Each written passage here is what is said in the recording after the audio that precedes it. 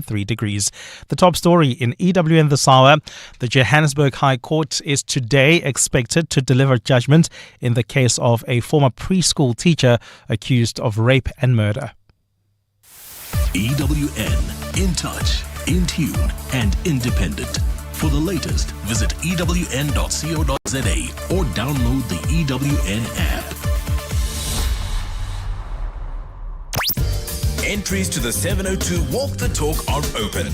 Go to primemediaplus.com to get your tickets today. You're with Clement Manyathela On 702. Let's Walk the Talk, streaming on the Prime Media Plus app, DSTV channel 856, 92.7 and 106 FM.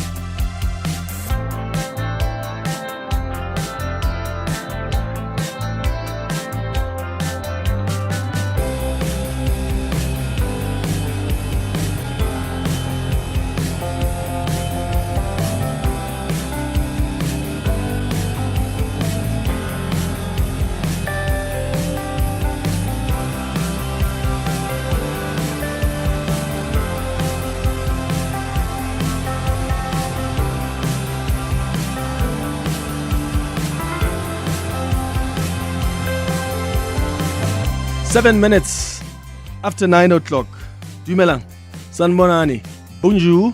Welcome to the Thursday edition of the Clement Manyathela Show. Thank you for being with us here on 702. I hope your morning is going well so far. We start with the 702 open line on 011-883-0702. You can send us a WhatsApp voice note if you want to weigh in on any of the conversation we're having on the open line this morning. That WhatsApp line is 072-702-1702.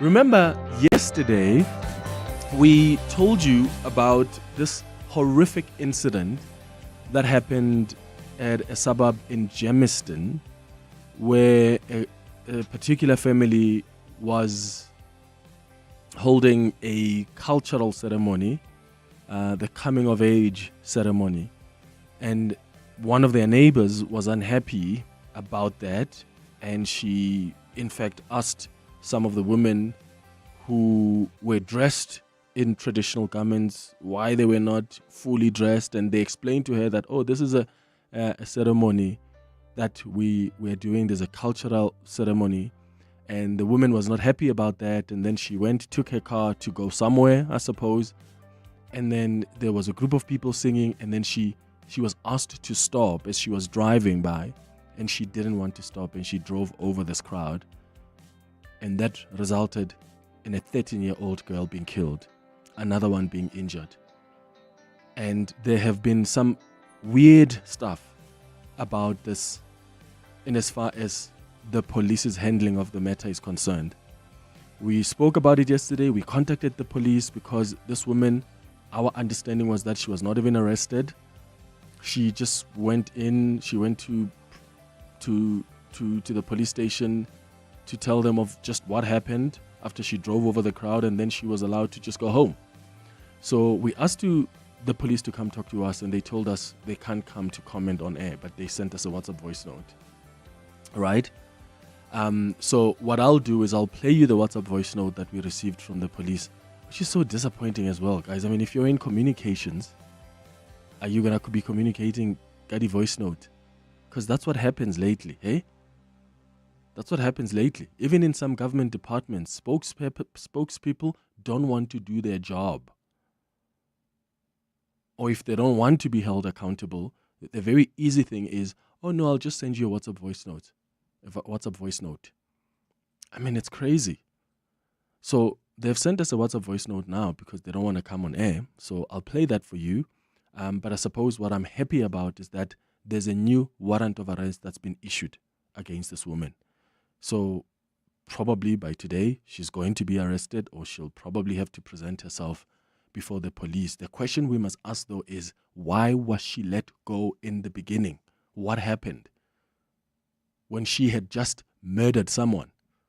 You can see, I've watched a video of her driving past this group of people. And by the way, if you missed, listen to the podcast from yesterday's conversation when we were talking about how we navigate like cultural events and cultural ceremonies, especially if you live in suburbs where your neighbors, could be black, could be white, don't understand some of the cultural ceremonies that you sometimes hold in your household. How do you navigate that? How do you navigate even the issue of bylaws? So it doesn't matter how much you may think your neighbor is violating bylaws. You go and lay a complaint. You don't take your car and ramp over people. And the fact that this woman is still out there just because she didn't understand the cultural ceremony of their neighbor. And sure, if she was concerned that bylaws are being violated because she apparently asked them, why are you not properly dressed? And they explained, this is our traditional garments. It's for this ceremony. If she's unhappy about that and she thinks people are naked on the road, call the police, like do something. I would rather that than you go take your car, and you can see in the video when you're watching it, she drives over people. She's being asked to stop, and she just drives over into the crowd. It's a horrific thing. We spoke to the family yesterday. They were so devastated. And I don't even know that they know about the latest information we have. In fact, the producers have contacted the family. So the family actually wants, they're hearing for the first time what we're telling them, that, oh, there's a new warrant of arrest. So I'll bring back the family to check if the police have actually briefed them on the information we now have. It's really tragic, but it's also irritating that in a country with the history that we have, we can talk about events like this, where there's someone who's going to drive over a crowd and end up murdering someone. Because what? They didn't understand that these people have a right to express their cultural beliefs like that, have a right to hold a cultural ceremony like that. Oh, it's so irritating. So that's what we'll do on the 702 open line this morning. And then there's a story in the Sowetan newspaper, and I wonder what you think about it. The headline says, a report links a DA member of parliament to anti-SA narrative. You'll remember Emma Powell is a member of parliament for the Democratic Alliance, and she's now being accused of spreading negative perception about South Africa. Apparently, there is some internal report, a report that has revealed that she has been central to sending out a negative message to America. So the Sowetan says they spoke to government insiders about this report that's been handed to the National Security Council, which is chaired by President Cyril Ramaphosa, detailing that this DA member of parliament went to the U.S. and during her trip to the U.S. undermined South Africa's international relations and domestic policy narratives by spreading disinformation that contributed to the negative perceptions of South Africa's foreign policy. I mean, you can make the same argument about AfriForum, right? You can make the same argument about any other organization that traveled to the U.S. to speak about South Africa. My challenge, though, is where do we draw the line? Because if government is going to accuse the DA of portraying the country in the negative light and describing them as non-state actors, what do we then expect of organizations that may not be part of, for instance, government? Because Emma Powell represents the Democratic Alliance. Yes, it's in the GNU, right? The DA is in the GNU. But she is a spokesperson for the Democratic Alliance on matters of international relations, and she still has a responsibility. So where do we then draw the line there?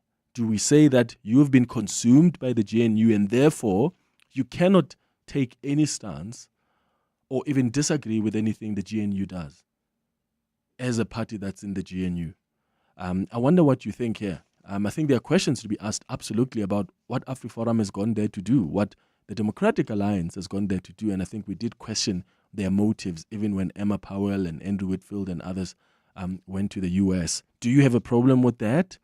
Do you think this report, or whoever compiled it, they're being disingenuous here because nothing stops an independent party like the Democratic Alliance or AfriForum from going there and representing their constituency, whether you agree or disagree with that move? Let me know your thoughts on 011-883-0702. Between 10 and 11 o'clock, we're going to do our Hanging Out feature. And today, I'm hanging out with a carte blanche avenger and someone who is an anchor on Newsroom Africa. Her name is Masa Kekana. If you've been listening to 702 for a while now, you should be familiar with her voice. She was a reporter for Eyewitness News. She now does investigations on carte blanche and anchors news on Newsroom Africa. So we're going to get to know her better between 10 and 11 o'clock.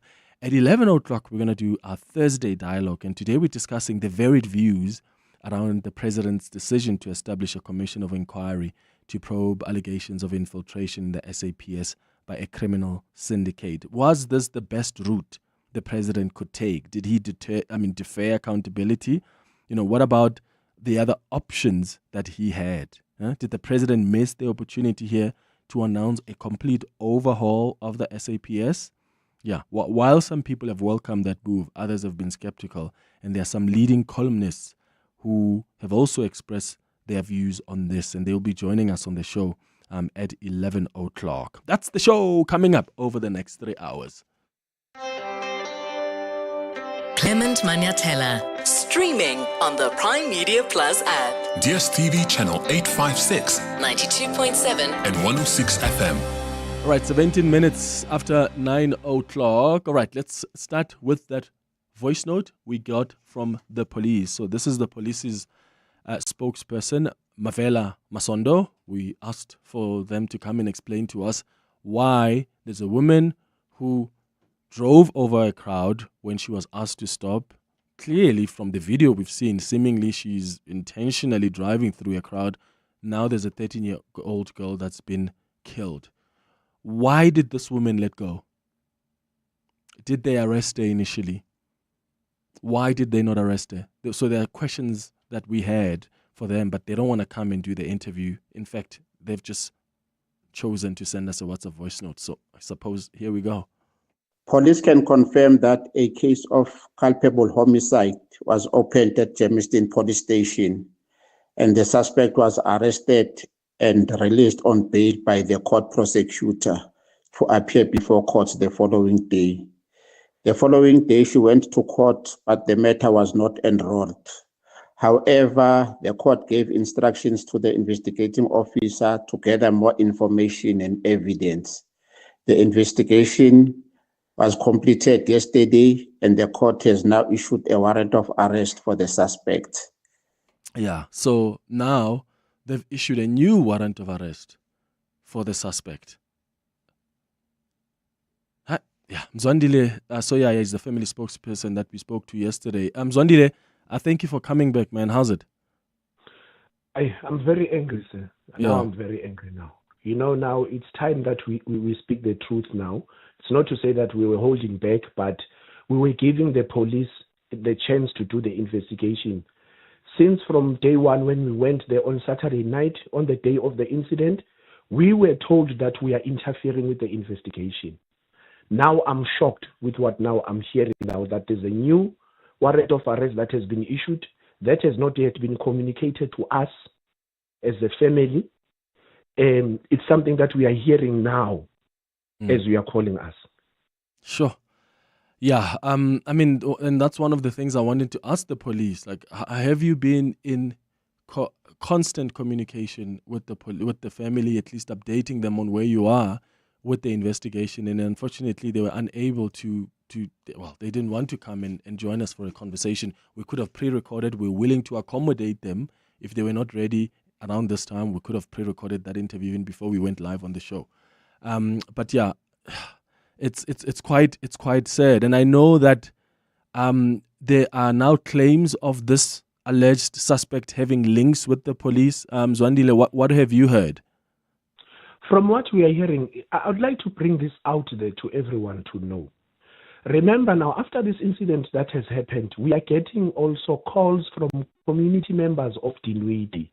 When I'm saying community members, I'm talking about white people who are also very hurt about this incident. Others are telling us that the brother of the said lady is a former top cop in one of the stations in Germiston.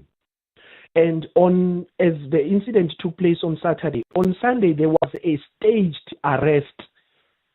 You hear what I'm saying to you? A staged arrest of a police car that went there to pick her up. That's why all of us were excited that now she's been arrested, only to find out that she was never booked in any police station up until she handed herself at the police station on a Wednesday. Then on the very same Wednesday, she was given bail.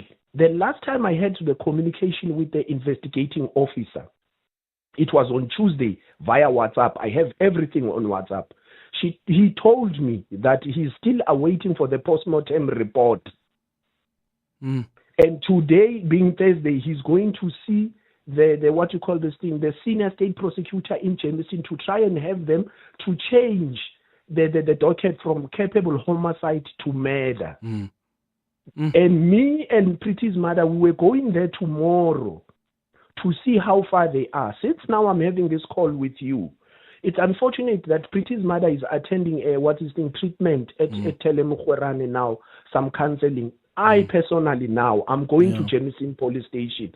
I will be in contact with you to let you know what's going on. I'm going to fight now in Germiston because somehow somebody is not telling us the truth. Yeah, and I don't understand why they're not updating you as the family. Zondile, thank you so much for coming through. And as I said, we're going to stay on the story. And we'll try and escalate it as much as we can, because there's an injustice here that's happened. And at the very least, you're not trying to say, go try someone and treat them unfairly. We're saying, test what has happened and do what's expected. What does the law require you to do in a case like that? And again, it's just so sad, because when you look at the entire context, you wonder, what was the purpose of this person going to get the car and driving through the crowd like that? I mean, as you know, it happens a lot where when there are ceremonies, I mean, in this case, they're dancing. They're probably moving into a home as part of this cultural event. And of course, they're going to be on the road. They are going to be on the road. All you do as a car is allow, you can hoot if you have to, and then ask them to move aside. Nobody's just going to block the road like that. And then if they ask you stop, let's allow these girls to move as they're with their dance, move to the left so you can pass. That's what's got to happen. And because the context here is that the same woman who drove through these people actually went to their neighbors, lives 3 houses away, went and asked, hey, why are you guys doing this? Why are you dressed like that on the streets? So she was already unhappy with the event that's taking place, how these cultural practices are being expressed. And now she goes and drives through the crowd and there's a child that's been murdered. Kamu, you're calling us from Pretoria. Hi. Morning, Clement and 702 listeners. Sure. I heard the story yesterday and I was extremely shocked and very upset at this, because without having even seen the video, or as you said out there, I immediately knew that this was a white woman who had hit these kids. And how I knew this is because in similar instances in the townships where people hit kids and run to the police station to say, no, I hit a kid, not in a situation like this where there's a crowd, just hitting a kid and running to the police station and basically saying, I was scared for my life because it's known in the township when you hit a child, the community can do something to you. The police still arrest you. They go to the scene of the crime. They deal with it procedurally. In terms of this situation, they didn't deal with this procedurally. And it pans back to to something I was discussing a few weeks ago with a friend of mine.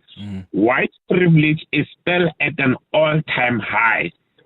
Because if a black person did the same thing in Germiston, that person would have been arrested, process would have been followed, the police would have gone to the crime scene immediately. There would have been a sense of urgency. But there was no sense of urgency here because, again, black lives don't matter. Black lives just don't matter. And I've never heard of a situation where somebody says, no, I was fearing for my life. How many protests have we had in this country where people's cars were burned and all of those things? Nobody ran over the crowd in a situation where there's an actual protest. So the story of this lady saying, I was fearing for my life, is quite flimsy. It's a very flimsy story. Yeah, and at what point did she fear for her life? Did she fear for her life after running over the crowd? Or did she fear for her life before that happened? And on the video, you don't see anything that suggests that there are attacks on her. I mean, unless some of you have seen the video, are seeing it differently. And maybe I should post it on Twitter for some of you that are on that platform to check it out. Doesn't seem like her life is in danger. All you can see is she seems to be asked, stop, wait, because they're trying to move people to the side so that the car can pass. So, yeah, something is quite suspicious here. Mzwakhe, you're calling from Springs. Hi. Thank you so much, Clement, and good morning to all the 702 listeners. My issue, Clement, with regards to this one is that where is South African Human Rights Council in all of this? I'm just questioning that, or maybe asking myself that, because this matter should be of their concern as well, as they also play a part in protecting, South Africans' rights and any other human rights. So, yeah, South African Human Rights Council, where are you? Are you quiet? And what's happening? So that's my issue. Thanks. Yeah. All right, Mzwakhe, thank you so much for that. So, yeah, what the police are saying is that on July the 3rd, in fact, on July 3rd, Masondo had said the matter sat in the Germiston Magistrates Court and was temporarily withdrawn for further investigation. The court gave instructions to the investigating officer to gather more information and evidence. Once all those instructions have been carried out, the docket will then be taken back to court for a decision to be made. And that decision has now been made. That's why a new warrant of arrest has actually been issued. So is he going to be arrested sometime today? Will she be presenting herself? We wait to see. But as you heard, the family didn't know. They heard from us after we've been pushing the police to tell us what the hell is going on here. So we'll find out from the police spokesperson, from the family spokesperson, what they're told when they go over to the police sometime today. Here are some of your WhatsApp voice notes. Good morning, Clement. I still stick to my sentiment of saying you cannot expect a car to give way to you on the road. Like those ladies who were doing a ceremony, they instructed a car to stop because they are in the middle of the road. A car has got a license to be on the road, and a human being doesn't. They were wrong. That is why one of them died. The blame is on them. They must stop that. Stop being on the road, especially when you see the cars are coming. And secondly, in our traditional ceremonies, please, can women dress up? Please, this thing of being half naked, if it's culture, please, can it evolve at least? So that is precisely why I didn't even mention the race of the person yesterday. I didn't. And it's a white woman who went over this crowd yesterday in Germiston. I didn't mention that race. You know why? Because it's not just, I don't think this is about any white, it's about a white woman. I think there are black people who just don't understand culture. I do think that there are black people who would respond probably in a similar way, not to the point where you're driving over a crowd, but who would be raising issues about why you dress like that. Like, do you know how Zulus, what's the traditional ceremony, that coming of age when the young virgins, but they call them amachichi, when they have that coming of age ceremony, there's a particular way that they dress up in. So what? Throw that out of the window because why? You don't understand it? And this whole idea of roads are for cars. Nobody says that cars are being blocked on the road. I mean, what happens when there are funerals and we are driving in their crowds? Of course, way will be made for you. You don't just decide to drive through. And also, this car wasn't even speeding. The car stopped. In fact, if you see the video, the car stops because you can see they're trying to move the crowd so that the car can pass. She then drives through, drives over. And I think, for me, that's why even yesterday I didn't tell you about the race of the person. I wanted you to make it up yourself. Because I know that there are black people who would have the same views about their fellow black people who practice culture like that, who may have seen nothing wrong with other people who are questioning how people are expressing and practicing their cultural beliefs. It's so sad. It really is sad. It's 9:31. My goodness. Let's get the latest. More of your calls and WhatsApps after this. Hi, good morning. Thanks, Clement. Good morning. Police are piecing evidence together to determine the cause of another deadly shooting in Cape Town. Officers say gunmen opened fire at a house in Ekurhuleni last night. 2 other people were wounded and taken to hospital. Government of National Unity partner, the UDM, has had some stern words for President Cyril Ramaphosa about the workings of his coalition government. During the debate on the presidency's budget vote yesterday, UDM Chief Whip Ngabayomzi Kwankwa said that without a binding coalition agreement, the GNU would remain on shaky grounds.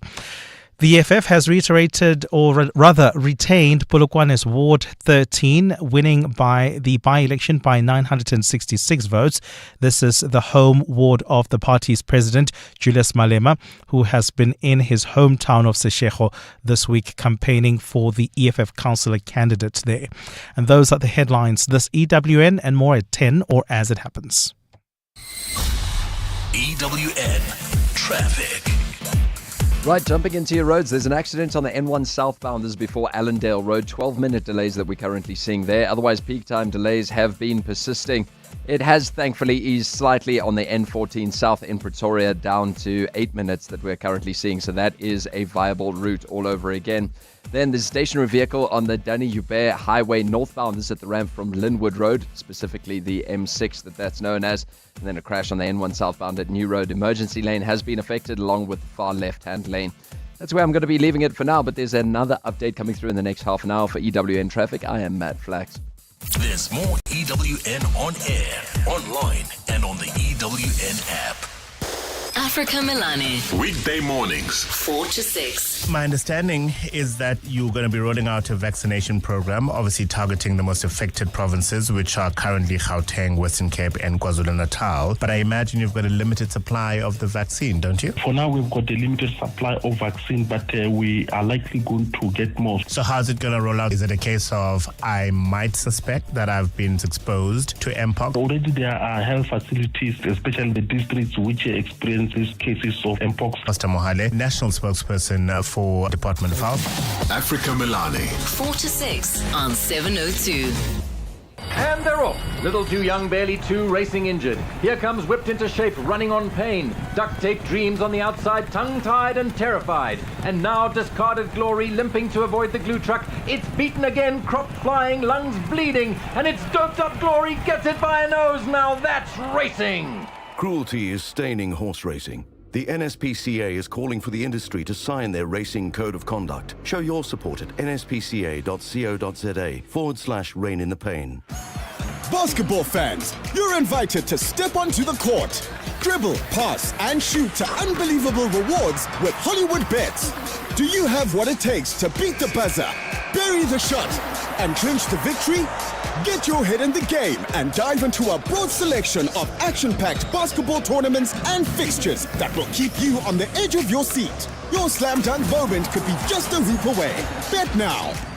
Hollywood Sportsbook is a licensed betting operator. Hollywood Bet supports responsible gambling. No persons under the age of 18 years are permitted to gamble. Winners know when to stop. South African Responsible Gambling Foundation toll-free counselling line 0800 006 008 or WhatsApp HELP to 076 675 0710. Year in, year out, we're fixing tires faster than a Formula One pit crew. My team is on top of things like tire whisperers. If an unforeseen accident were to happen in my workshop, at least I've got My Way business insurance to keep the wheels turning. Visit myway.co.za or dial 0860 64 64 64 and get a quote today. My Way is a licensed non-life insurer and FSP. T's, C's and standard rates apply. My Way. Live your way. The time to honor our past and step into a shared future as a team is here. Corporate and team entries for this year's 702 Walk the Talk are still open. Gather your colleagues together on Sunday, the 27th of July, to walk through the historic Freedom Park heritage site, past the national landmarks, and finish at the Union buildings. For corporate entries, visit mediaplus.com. 702 Walk the Talk, hosted by Freedom Park heritage site in the city of Tshwane, where footsteps become footprints. Your voice. Your station. Your open line. Walk the talk with Clement Manyathela. On 702. 24 minutes before 10. Let's start with your voice notes. Morning, Clement and 702. I must agree with you that it's totally ridiculous and so sad that this woman did this, driving over these people. But I think what's even worse is that people like you in positions of power are trying to make this a racial incident. It's a stupid lady who did a stupid, unforgivable nonsense thing on her own accord. It had nothing to do with a racial agenda of some people against the others, which seems to be the vibe you're trying to create. And I think that's misleading and wrong. It's a silly, stupid woman. A racial agenda of some people against the others, which seems to be the vibe you're trying to create. And I think that's misleading and wrong. It's a silly, stupid woman who did something stupid and unforgivable, and she needs to be prosecuted with the full might of the law. When someone of color robs a white person, it's not a racial incident. It's someone stupid doing someone illegal and bad, and they need to be prosecuted. Finish and clear. Don't make this a racial thing, please, Clement. Thank you. Bye. Thank you for your WhatsApp voice note. I think maybe you need to listen back to the conversation yesterday. I don't know where you got the fact that I tried to make it a racial incident. As I said, in fact, yesterday, nowhere did I mention the race of the person. Right? And that's not because I don't think this could be a racial incident. I didn't mention the race of a person yesterday because I actually know that there are other black people who have similar views, who just don't appreciate other people's cultural beliefs like that. Having said that, so I think you are misled there. Listen to how we started the conversation yesterday. You'll hear that I didn't make it about that. But second of all, that doesn't mean that it could never be a racial incident. Of course it could. With the history that we have in this country, of course it could very well be that there is someone of a different race who just doesn't understand how black people or other black people do things. Yes, it is possible like that. That's why you have had people who have said terrible things that are racist towards black people about how they conduct themselves or how they go about expressing their cultural beliefs. So I think you are misled for thinking that there can never be a case where there are racial injustices. That is a possibility. But I do think that if you listen back to the conversation and how we started it yesterday, I didn't even mention the race of this woman. I left it out. Why? Because I know that there are other black people who would go and ask Zulus or Mapedi and say, why are you guys dressed like that? And have a problem with them dressed like that because they don't think that that's an appropriate way of dressing. Oh, my goodness. It's so sad how we are willing to allow the continued suppression of our identity and cultural practices. It really is sad because we've lived in a country where it was basically legislated for us not to have our identity. It was so suppressed. It was so suppressed. And over the last 30 years, what we've tried to do is to try to regain that freedom to be us as black people. But when you regain that freedom to be us and you're regaining certain things that because of colonialization and apartheid were demonized in how we did things, when you try to reclaim that, you're seen as weird. Now you get to a point where your neighbors don't even understand that, and they can get to a point where they will drive over someone. That's ridiculous. More WhatsApp voice notes. Good morning, Clement and listeners. Clement, the lady that drove into that young girl was really unnecessary. She should have just go home and stay in the house with her anger. Because anybody, it doesn't matter of what color or race, if anybody to see something like that in the street would have certainly have known this is to do with their tradition. Because you're not going to find kids and young women and young guys playing around like that in the street. So she's got anger issues, and I hope that she will get punished for the deed that she has done. I'm so sorry for the young girl's family. Thank you, Clement. Yeah, let's go to the calls now. And some people feel entitled to these suburbs, eh? Huh? People need to wake up. Someone sent a voice note yesterday saying, yeah, but this woman was 68. She was born during apartheid. She probably still needs to evolve and change her thinking. Are you kidding me? Leave this country then. If you don't want to live in a country where this country belongs to all of us and we all integrate and we get along. Leave. Then you don't belong here. You don't. We're not going to now justify with, oh, these people are so old. That's how they think. And there are people who are entitled because during apartheid, it was only them in the suburbs. They were allowed to be in the suburbs. So they can get over the idea that this is now a democratic country where anybody can live wherever they want to live. So they still feel entitled, some people, to certain spaces. So when you go and be the black person that you are and practice your own culture as a black person, you are seen as interfering and invading their space. That's crazy, man. Tina, you calling us from Four Ways. Good morning. Hi, Clement. How are you? Sure, man. Go ahead.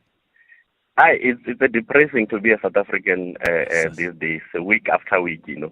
We are just a factional depressed people. My problem with the whole story, Clement, is the police.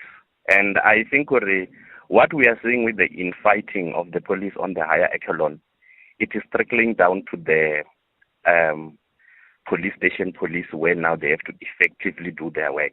So if the police at the higher level are doing what they are doing, or what if the media is saying that they are colluding with the criminal, so it means in South Africa, if you have money or you have a position of influence, your case can be derailed or cannot go where it's supposed to go, because there is no any other reason why they didn't arrest that woman, unless only because of there was an influence from her side or whatever. But let's say that, for instance, they get this thing right. We still have to deal with the NPA. They are going to bundle this case. You might find already they will continue with the culpable homicide. She's sentenced to 4 years, suspended 4 years. But there is a child who has been killed. So if we connect what Ekurhuleni has said, the attempt of the judiciary to be captured, if we have hear what Mukwanas has said already, they are capturing the judiciary also, and even Shamila Baton, who say that there is an infiltration. You can see already to get a justice in South Africa, you have to call 702, you have to call news, you have to kick and scream everywhere. How people in Tembisa who are going through the same thing that the case don't And go. how is it justice, Tina, if you're going to depend on, because you've got access to 702 or you've got resources to be traveling to the police station every day? There are some people, as you rightly say, who just don't have that link, who just don't have that access, those resources. What about them? What's justice to them? Mkhulu, you are in Tsakani. Good morning. Hi, Clement. How are you? Sure. Go ahead. Sure. Just a couple of things. The first thing I want to say is, we can't debate whether the woman is wrong or not. That's clear as daylight. But there's other issues I want to raise. We have a serious policing issue in this country.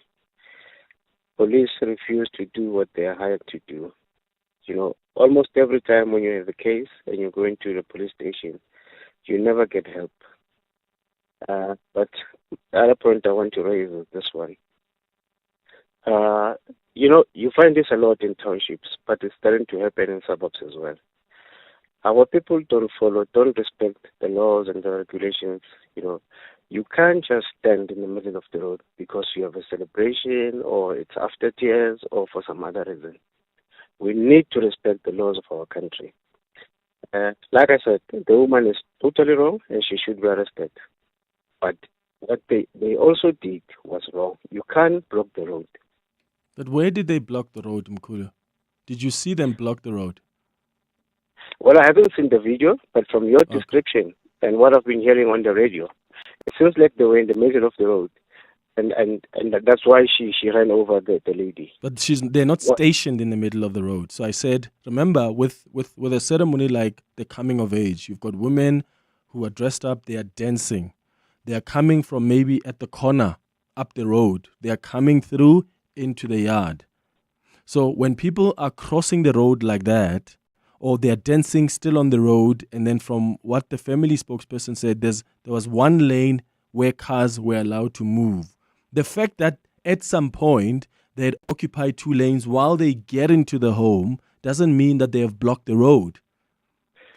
Look, I don't want to sound as if I'm defending this lady. Okay, I don't want to sound like that. My point is simple. Let's respect the laws of the country. Simple as that. Mkhulu, the law says you can't be in the middle of the road when there's a car coming. That's what the law says. Yeah, Mkhulu Insakani, thank you so much for your contribution. Moeletsi, you're in Davidton. Hi. Hey, morning, Clement. Sure, man. Go ahead. Yeah, before I proceed, Clement, whether you are in the middle of the road or what, it is not for this woman to speed right on top of the people deliberately so. And then number 2, Clement, do you really have an idea as to why was she charged with culpable homicide in the first place? Well, we don't know because the police have not been transparent about that. She's the one who, after she drove over them, she goes to the police station and says, I've drove over people. And then I think that's when she was released. They let her go home. And then that's when they took it to... And then the police, the family went to the police station and they just decided to do culpable homicide. But clearly now that the investigating officer has gone further to investigate, there's a new warrant of arrest that's been issued, and I'm waiting to hear from the family as to what exactly are they going to be investigating this time around. Is it still culpable homicide? No doubt it's murder from what I've heard. It's murder, no doubt. She should undergo the formal bail proceedings like anyone else. That's a Schedule 6. Thank you very much, Clement. Well, let's wait and see from what the investigation would have uncovered. Moeletsi in Davidton, thank you. More of your calls and WhatsApps after this. 702 delivers on the matters that matter to you. Hi, this is Craig from Kempton Park. What an amazing experience, I must say, especially visiting, people behind the scenes. There's a lot of amazing people that we don't know about behind the scenes that's working very hard to serve you, the listener. Very, very impressed with everything that's going on. Fantastic studios, very professional setup, trendy, vibey. It epitomizes everything that this radio station does, and definitely it is the radio station for the people.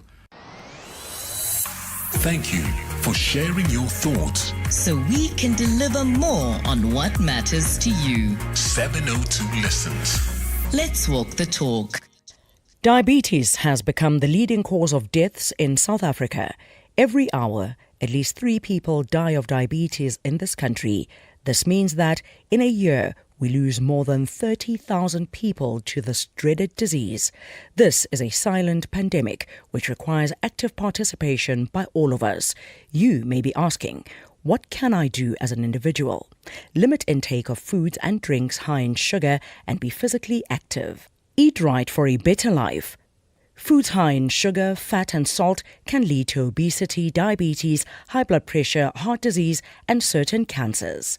This message is brought to you by the National Department of Health. Whenever you hear deep in the heart and art of jazz, Think Sia Makuzeni with the big band, Jasmine Horn, Alun Wad, The Baylor Project, Jose James sings Badu, Umusangare, Esperanza Spalding, Michelle Dugiocello, Elaine, Tezo, Munei, Mondli Ngobo, and many other spectacular icons. Think Standard Bank Joy of Jazz Festival, 4 stages at the Santon Convention Center, 26th, 27th and 28th September, and take me there. Book via Ticketmaster. Dear Journal, trying to be an adult, day 3274. Every time I go to a fancy birthday dinner, I'm reminded I'm just 5 fancy birthday dinners away from financial ruin. Note to self, don't make any more born in June friends. Recently removed from the family payroll?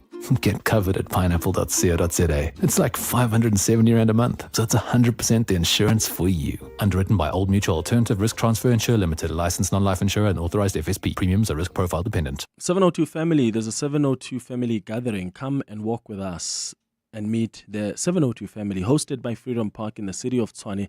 The 702 Walk the Talk hits the streets on Sunday, the 27th of July. I will be there. Will you? It's a chance for us to meet each other, enjoy the fun and buzz of walking together.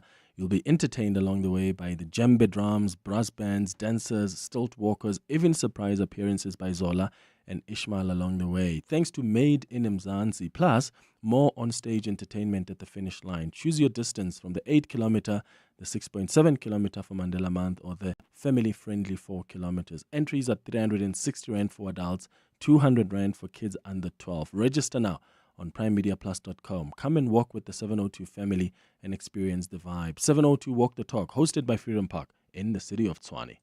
Your voice, Your station. your open line. Walk the talk with Clement Manyathela. On 702. 9 minutes before 10 o'clock, let's continue with your calls and WhatsApps on the WhatsApp line. Anonymous says, Clement, your caller is misled. Cars have brakes and the driver is obligated to apply brakes if there is a risk of cause of an accident or you could hit someone. If the person does not, then it's culpable homicide, period. If they think that they have a higher right to be on the road and therefore right to run over people who are on the road, then their place is jail, period. Yeah, but that's why I didn't want to debate that, because who says there's never going to be an instance where I will be on the road as even a pedestrian? And also, I think one other thing that we must remember is the family says they did notify their neighbors, they did notify their community that there's going to be this kind of ceremony, so beware of this. But they didn't say roads are gonna be blocked. They said this is a ceremony that's gonna be happening.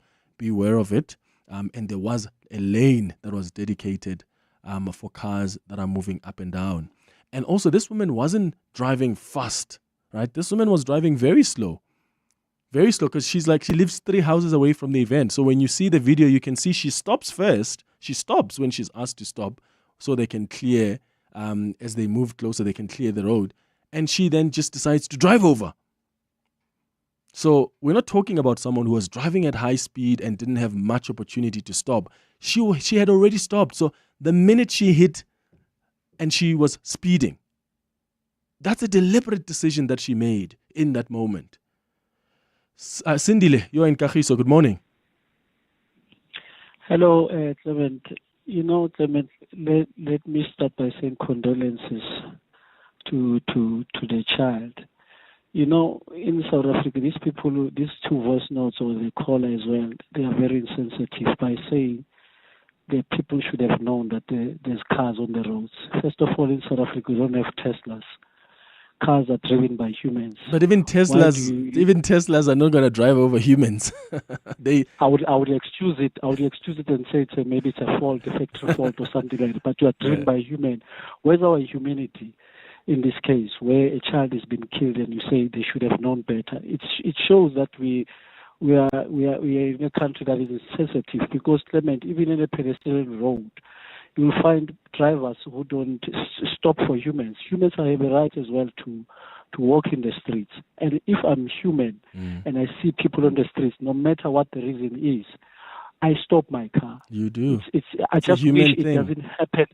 I just wish it doesn't happen to them when Clement. It would be a terrible thing if it happens to them. But somebody who comes to the radio and leave a message like that, and doesn't think that when you get into a car, you are human, and that car, you start it, and that car moves because you move it, because you make a decision to turn, to indicate, to brake. Yeah, and also it's interesting that she doesn't even reverse. I mean, if her argument is going to be, let's say she says, I felt my life is at risk in the beginning. There was no reversing, because even behind her in the beginning, there's nobody behind the car. She doesn't reverse, right? She just chooses, let me move forward, accelerate. And Danny says, hi, Clement. In Cape Town, there's the nudist cyclist events that no one complains about. But also, again, there's context here. There are certain things that are going to be acceptable to some people. There are certain things that are also the same that are not going to be acceptable to others. But I do feel that sometimes we live in such an intolerant society. We have no interest to learn about each other's beliefs, practices. We have no interest to understand where other people come from. We really don't. What's up, voice notes? Hi, Clement. Just listening to your show, and I am so disturbed that in this day and age, we still have people that fundamentally believe that they are at right to do whatever they want to, whenever they please. Even if you don't understand cultural norms that other people are practicing, nothing gives anybody the right to be plowing into anybody. We don't do it as drivers when we're faced, whether it's cyclists, whether it's people running on the road, we all give way and we all make the necessary arrangements to move around and work through just the decency and the patience. It's for the life of me, I don't understand why anybody feels justified to go run through poor teenagers, innocent people practicing something. 2 minutes of just patience would have prevented that entire situation. So absolutely no. Whether you're black, whether you're white, it's just not right to be plowing into anybody. And this gentleman that mentions that cars are licensed to be on the road and not humans, the same thing could be said about various other activities. But again, nobody gives anybody the right to be plowing into anybody, whether it's a cyclist, a motorist, or anybody who's using the road for something that is not necessarily always useful, but you just don't have the right to do what you did. Yeah. Hans, you are in Woodmead. What are your thoughts? Good morning. Morning, Clement. Look, there is no way, in what way you can drive over somebody just because it's on the road. You can't drive over an animal. You can't drive over nothing. You can look, even if you say a drunk person, the man is coming, limp walking right on the road you're driving on. There is no way you can drive over him. No ways. Yeah. Doesn't work that way. All right, Hans in Woodmead, thank you for your call. Good morning, Clement. We are said to be a nation in diversity, yet our levels of intolerance is so high to a point of inflicting a pain to a person who differs from you, your cultural background, or your way of behavior and understanding. It is truly sad what happened to that young lady. My condolences to the family. Hi, Clement T. I just want to respond to the person who says the law says you can't block the road. What he fails to say is that does the law allow the person to bump somebody who's in the middle of the road? I don't believe that the law says that. So for that reason, that person has got eyes, they drive, they can see there's people on the road, they can stop the car. Simple as that. Clement, I just want to quickly respond to the man who said people are not licensed to be on the road and cars are licensed to be on the road. I always see people running in organized marathons where people are actually running on the road, and that happens a lot, in a suburb.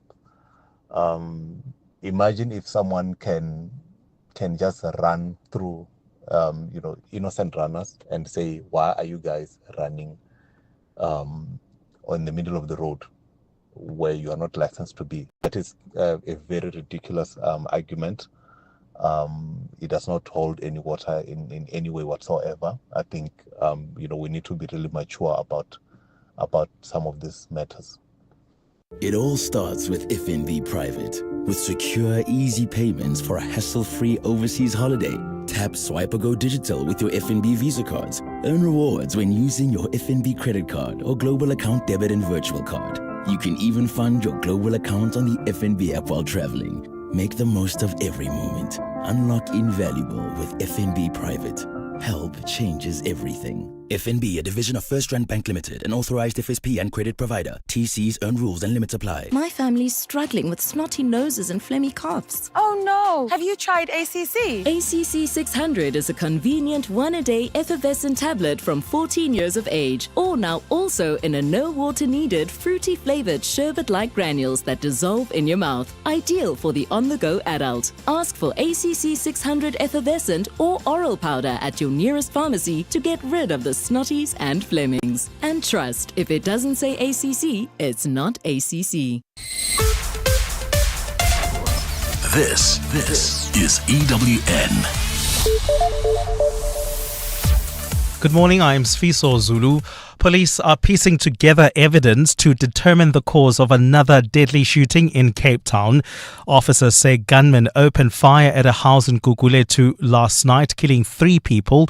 2 other people were wounded and taken to the hospital.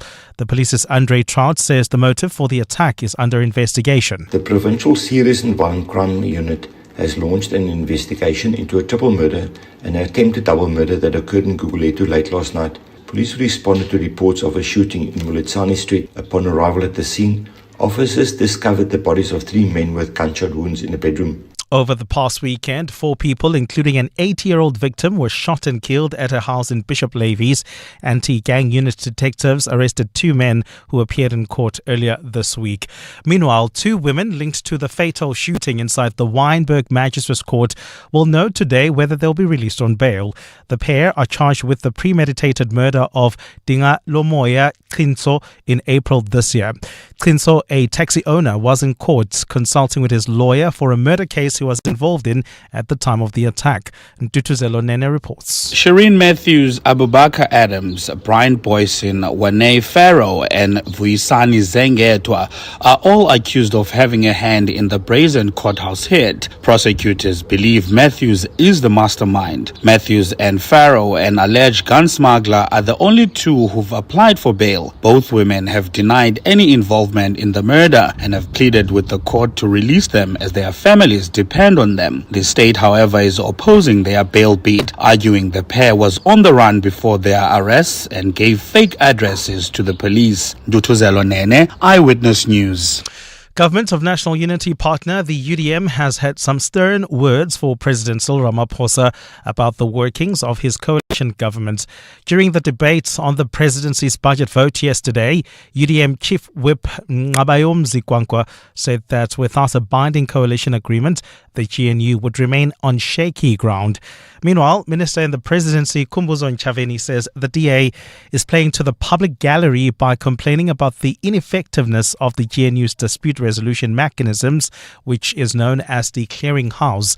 Lindsay Dentlinker reports. A GNU partner with its leader in the executive, the UDM's Ngabayomzi Kwankwa, said the GNU lacks both stability and coherence. Kwankwa says besides no coalition agreement, there was no shared program of action, no mechanism to consult, resolve disputes and govern together. Instead, what we see is an arrangement that resembles a political polygamy, where the ANC entered into multiple unequal agreements with different political parties without a central binding framework to hold this coalition together.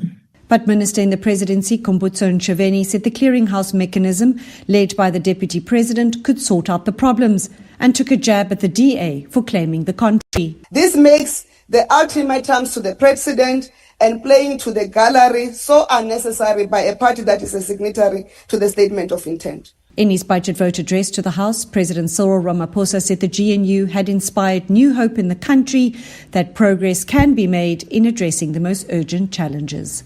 Lindsay Dentlinger, Eyewitness News, Parliament. The EFF has retained Polokwane's Ward 13, winning the by-election by 966 votes.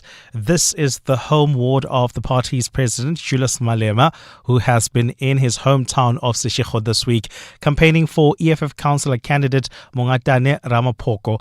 Ramaphosa replaces his fellow party member, Mafiwa Libalo, who was expelled by the Polokwane Council for failing to attend meetings. Tabiso Goba reports.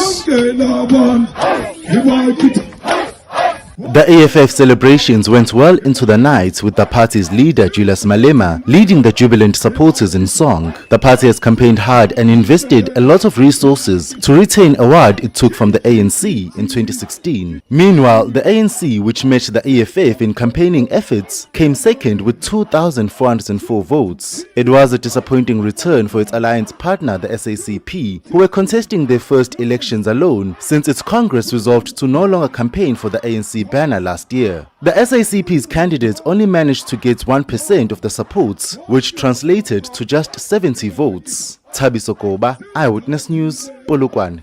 Gold is trading at $3,341.79 an ounce. The rand is at 17.85 to the dollar, 23.91 to the pound, 20.75 to the euro. Brent crude oil is at $68.76 a barrel.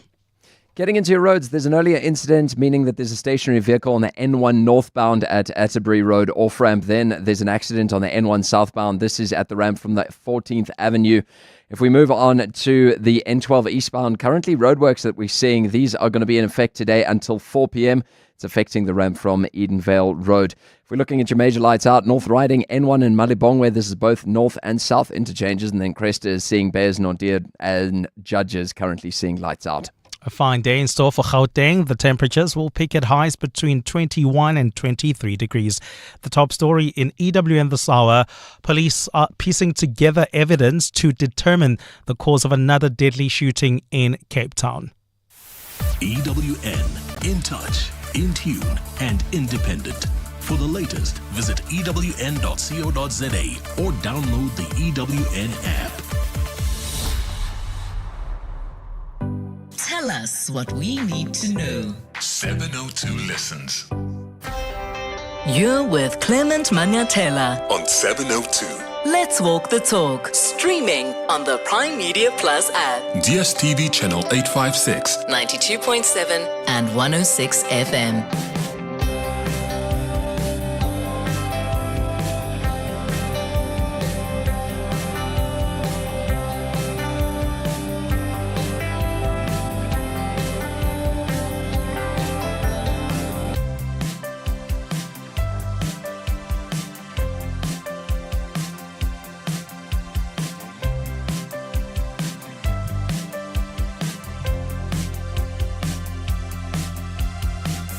Seven minutes after 10 o'clock. Dumelang, welcome to the second hour of the Clement Manyathela Show. Thank you for staying with us here on 702, and thank you for your contribution on the 702 open line. I see a lot of you have been reminding me, please post that video. I've just retweeted it now because the Sowetan newspaper actually posted it. And what I've done is I've just retweeted their tweet. So if you go to my timeline, Clement Manyathela on X, or some of you still call it Twitter, you'll find that video and watch it if you have the heart for it. Because honestly, I do regret watching it because it's just made me even more angry. I've watched it again now because I watched it yesterday for the first time and I'm just fuming. It just irritates me that we live in a country where someone can be so intolerant and seemingly so hateful to a point that they're going to take action that ends up killing a 13-year-old child. It's irritating. But some of you that have asked to see that video, just check it out on my timeline. I've retweeted it. It's time now for our Hanging Out feature. Hanging Out with Clement on 702. Let's walk the talk. So, on our Hanging Out feature this morning, and remember you can watch this on YouTube as well. Just go to the 702 YouTube page. And you can just watch and listen to the show at the same time. On our Hanging Out feature today, we're hanging out with someone who is not new at 702, has been here before. In fact, we should be saying welcome back home because she spent some time as a reporter on Eyewitness News. She has spent a lot of time over the last couple of years doing investigations on Carte Blanche. She's an anchor on Newsroom Africa as well, and her name is Masa Kekana, who is in studio with us as we get to know her better and reflect on her career. How are you doing? Welcome to the show. Good morning. It feels like a full circle. Isn't this weird? It's like a full circle moment, because this is where it all began for me. So it's quite surreal. It is. I think I must say to the listeners as well that it's awkward to interview you because you're a friend of mine. And we used to talk about this, in fact, that what would happen one day if we have to interview each other? And we used to say, I think we would laugh most of the time. Because I would laugh at you trying to be serious. Like I'm trying to stop myself from laughing right now. Yeah. Okay, so let's get into it. I want to start off with how you got into journalism. Because it's not something you've always wanted to do, like growing up. It happened by chance. What happened? Yeah, as you're saying, it did happen by chance. I, in high school, had the pleasure of exploring and shadowing other professions. My mom had the good wisdom to connect me with people she knew in different sectors and industries. So at some point, I thought I'd be a banker, and she got me a shadowing week at Standard Bank. At some point, I thought I wanted to work as a photographer and then organize that. So basically, I tried different fields, and then the one I took to was shadowing an ambassador. And coupled with my very conscious upbringing and the link to politics, I always thought that's what I want to do. And then I stumbled upon journalism because while I was studying politics in university, I got like a weekend job, right, on community radio station, at an Afrikaans community radio station, doing English news. Mm-hmm. And thereon, it just hit me. I was like, I love this. I love doing news. I love being a part of the news, telling the news, shaping the narrative. And then that was that. That's fascinating. So moving to carte blanche then, because that's like a different kind of news, right? Yeah. On Eyewitness News, you're reporting on politics and other stories, but carte blanche is like very heavy investigative stuff. How was that transition for you? Oh, so I grew up watching Carte Blanche. So there was a lot to get used to. I remember just being a 6-year-old Goprotia and Soweto watching Carte Blanche and watching Derek Watts and Ruda Landman. And at the back of my mind, I didn't know that that's what I'd end up doing. But I really idolized these people. I thought this is an amazing thing that they do. And once I started in journalism, I always had a bit of frustration with radio news because of the duration. You have to package your story within 40, 45 seconds, 50 seconds if you're lucky, right? And I always wanted longer form. I wanted to dig more deep. I wanted to sink my teeth into it. So I was always attracted to the longer form of journalism, and Carte Blanche is honestly the pinnacle of that. That's incredible. Okay, so we're going to get to reflect on your career, because one of the things, in fact, some of the listeners, when I announced you coming on, wanted to know is, are you not scared to do the job that you do? Because you do a lot of confronts, quote unquote, as you often call them, and sometimes it looks really, really, really scary. And I think there are some moments that you can share with us that have happened in the course of your work that will maybe give us a sense of how dangerous the job sometimes is. But before we get there, you love listening to music. Oh, yes. Part of what we do on the Hanging Out feature is to play some of our guests' favorite songs. So let's start maybe with Pro Kid, Soweto. Why is this song special for you? I love all kinds of genre of music, but I love hip-hop music. I specifically love local hip-hop. I think we have such amazing talent when it comes to local hip-hop. I thought you were going to put Dukes here. Dukes almost made the list as well. He was, I seen so many. But Pro Kid in particular because of where I'm from as well. Yeah. I was born in Soweto. I'm so proud of being from Soweto because it was this place that was created to shun black people, to marginalize, to oppress. Even the architecture of how it was built was not for it to flourish and produce the amazing talent that Soweto continues to produce in every sector. So Pro Kid is one of those lyricists from Soweto who rips Soweto so hard, and I love that about it, about his music. But also, it's a good song, you know. It reminds us of where we're from. I think Soweto gives you that edge, you know. I think others from other townships will disagree, but you know, I'm so or villages. Others from other townships or villages. All right, let's listen to Pro Kid, and then I'm going to come back with some of your WhatsApps. You can send us WhatsApp voice notes if you want to join this conversation on 011 072 702 1702. But if you want to call us, you can call on 011 883 0702.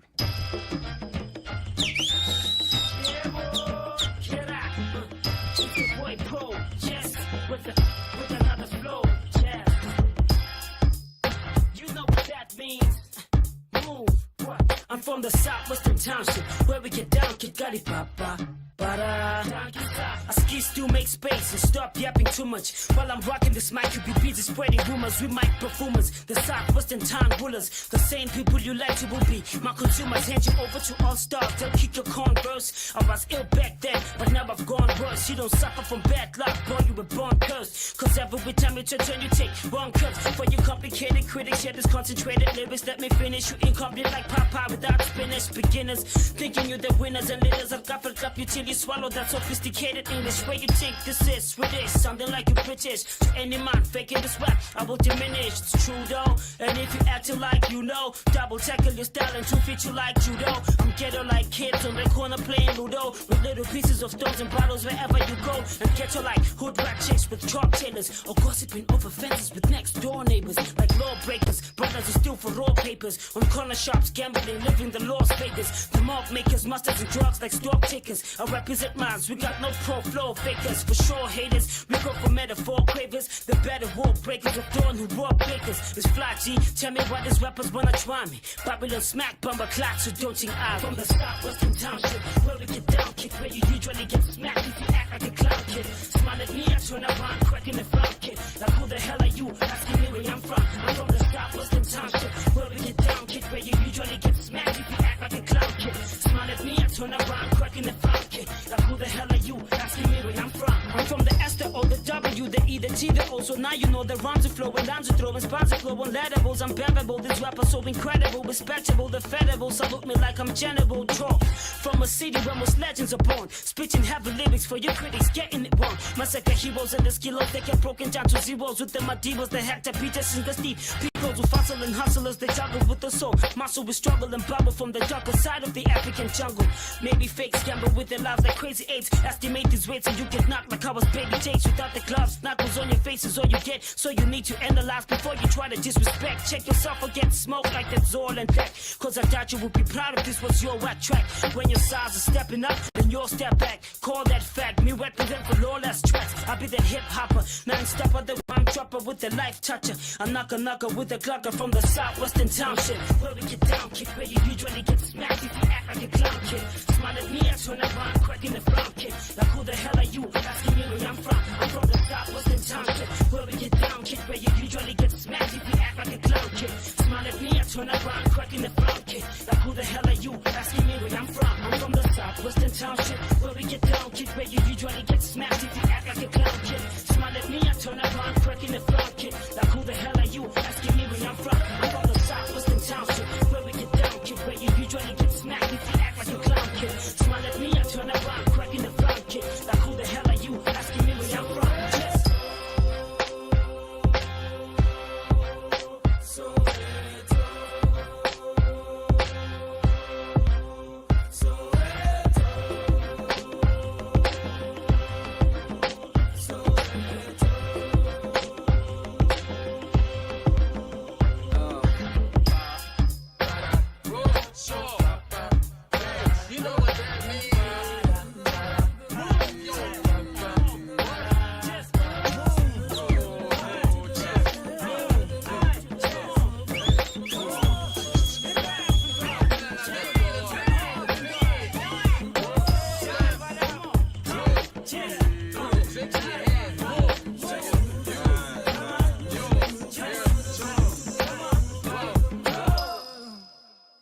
Pro Kid, Soweto.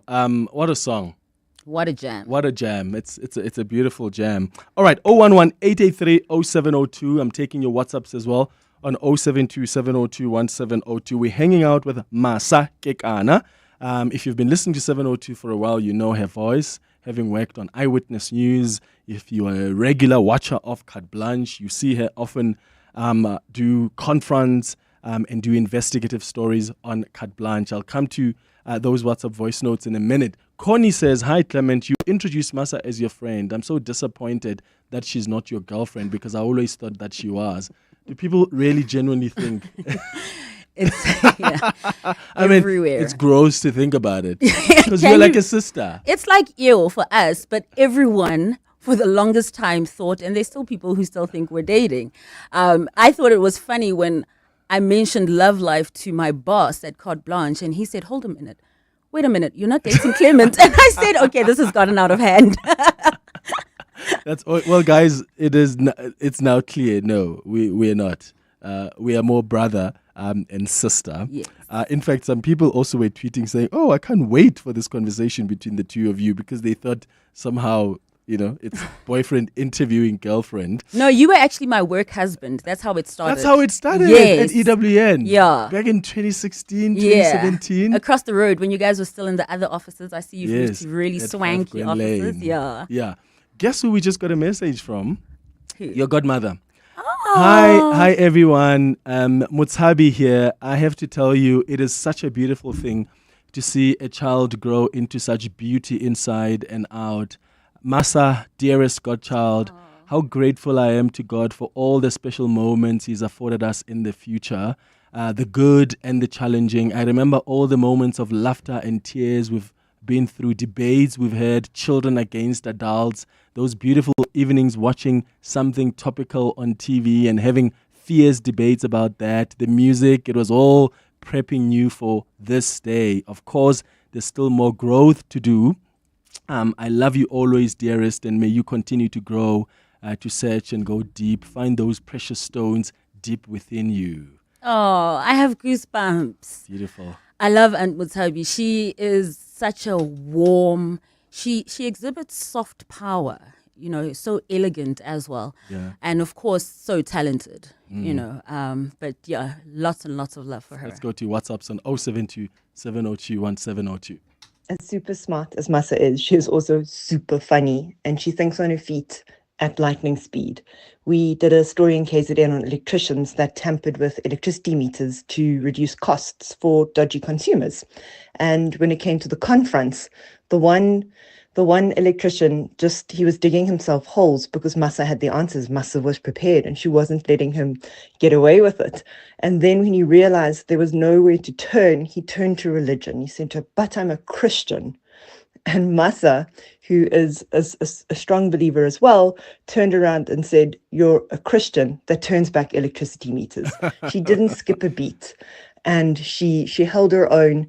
And she was funny but respectful, and that's the beauty of Masa. She'll give you gems when you don't expect it, and she's just an absolute joy to work with. When I go on a shoot with Masa, it doesn't feel like work; it feels like a catch up.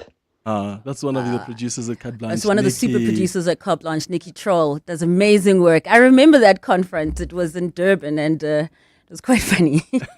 Okay, so one of the many questions I got was about your work on Carte Blanche. Are you not scared when you do investigations like that? Someone else also asked about the preparing, but we'll get to that in a moment. But in as far as just the work itself, do you not get scared? The truth is I do. I do get scared. There's a lot of prep. We'll get into that. But I do get scared. And, sometimes you cannot even have the security, which is most of the time, Last year did a story on illegal mining, and we're entering these illegal mine shafts, and I was with about 600 zamazamas and not wearing a bulletproof vest. There were gunshots the day before and after. I think I stress my mom and my family a lot because they get so scared for me. I personally, before the confront, am quite scared. I am a huge believer in God, so wherever I go, I do have my Bible. I do pray. But during the confront, something just takes over, it's a transformation. And then thereafter, then I'm in the zone. I'm thinking about the people I'm confronting these people about. It's not fear at that point. At that point, I'm just in the zone. Mm-hmm. Yeah. And the preparation that goes into it? Oh, so much. You become a jack of all trades, and the thing is you have to become the master of that. Because if I'm going to confront a medical practitioner about something they're doing wrong in their profession, I need to completely understand it. So it involves a lot of research, a lot of reading, a lot of interviewing, and speaking to other people as well. But there's a lot of groundwork that goes into it. I burn the midnight oil very often. Lots of reading that's involved in it. Before you then see the 12-minute insert with maybe 2 minutes of that confront, I have read for hours, days, weeks on that topic. Yeah. I've got a question, in fact, from a friend of mine who also said when I was addressing Connie's message that, no, we're not dating, says, oh, well, you could have fooled us. And then this friend says, I was convinced as well until you told me otherwise. We need to really change how we put ourselves out there. Otherwise, we're never going to get married. Right? So here's a question from this same friend who says, hi, Clement, a question to Masa. Please ask her, how has she managed to make a name for herself being a child of a powerhouse in her mom? I mean, your mom is a powerhouse. She's a businesswoman. She is quite a powerhouse. She's an author. I've actually had her on the show before about one of her books. How is there pressure as well? You know, it's such a privilege, you know, to be raised by a powerhouse. It's a privilege because you get to see firsthand what is possible. I got to see success through my mom. The first graduation I went to was hers at Gibbs for her MBA, and I was in high school. So, yes, initially there was a lot of pressure when I was much younger as well, because you're in the shadow of this giant of a success. But she's still my mom. You know, she's still my nurturer, my caregiver. And I was thankfully also raised by my father, who had soft power as well, very loving, very assuring, very kind, very kind. And that always grounded me and still grounds me, because I was raised by a man who showed me love, but also told me. And when I say told me, he expressed how much he loved me all the time, you know, and with so much meaning. It was always, Nana, I love you. You know, said with so much meaning, I love you twice more than you can ever imagine. And so having this love and powerhouse from my mother, and then having this wonderful, kind and caring man, I really got the parent jackpot. Yeah, the best of the best. And the second question from this person was, is she comfortable talking about her dad and the influence of her dad that had on her? So I'm glad you touched on that, and we'll touch more on it a bit later on. Let's go to WhatsApps before the headlines. 072 702 1702. Hi, Clem. Hi, guys. I hope you guys are doing well there. My name is Mbaki, and I'm one of Masa's best friends. I knew this interview obviously was coming, and I was super excited for it because I know how close you guys are to each other. And so it was just going to be so amazing to listen to you guys and talk about your story. I've known Mas since we were at Red Bull, driving the Red Bull cars. And one of my favorite traits that I love about Mas is her ability to focus and her ability to pursue relentlessly what she wants. My absolute favorite moment was when she qualified with distinction, I might add, her journalism qualification. And I know what it took for her to do that, because she had to put her head down and focus. Super proud of her. And every single time I watch her on Carte Blanche or any MC gig she's doing, she just belongs there, you know, like this is something she was meant to do. And we're super, super proud of her. I know her dad, her late dad, would be extra proud of her. And I know her mom is also proud of her. So we are always proud to see her, and we'll continue to watch. All right. Bye, guys. I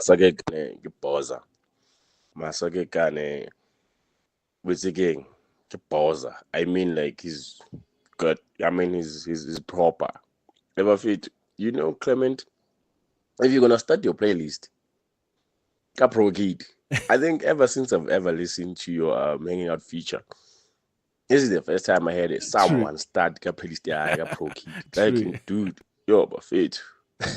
The best lyricist we've ever had in this country. Great show, guys. Great Absolutely. Show. We're gonna start listening. Checking out your show, Masa. I'm going to start doing that. This is episode 80 from Swaneville.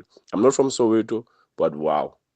Okay, in spirit, you are from Soweto. Thank you, Happy. Yeah. Sidi Madia just walked into studio. How could I not? Yeah, I mean, yeah. How could I not? Abusing your privilege of being from here.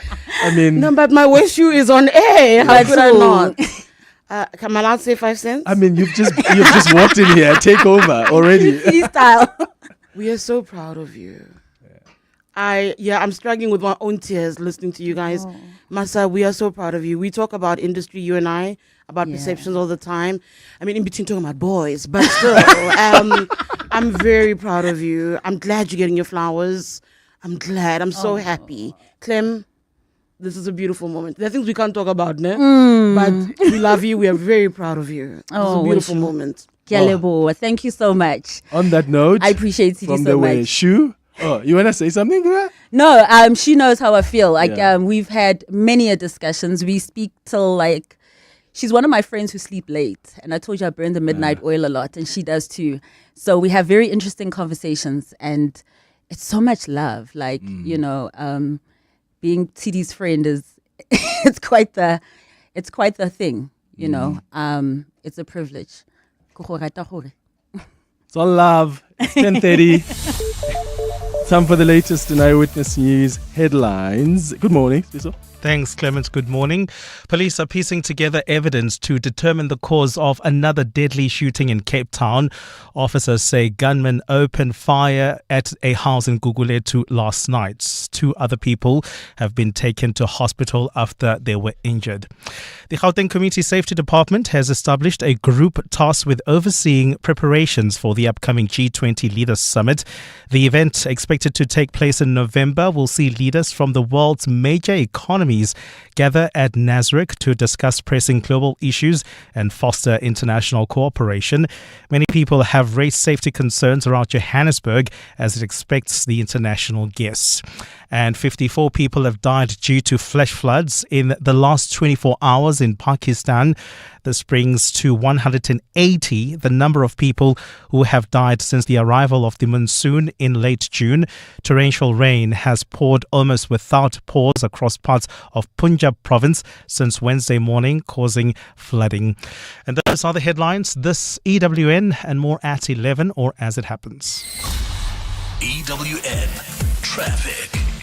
Quick update of what's happening in your roads. There's a stationary vehicle on the N1 southbound. This is at the ramp from Rivonia Road to the intersection. This is meaning that there is currently 1 lane that is blocked. In Littleton area, there's an incident on the N1 southbound at the Flying Saucer interchange. And then roadworks that we're currently seeing on the N1 northbound before Moresburg Road. You're going to be limited to 3 lanes because of that. If we look at your major lights out, N1 and Malibongwe, this is the both north and south interchanges. Then Cresta is seeing Bears Nodir and Judges currently out.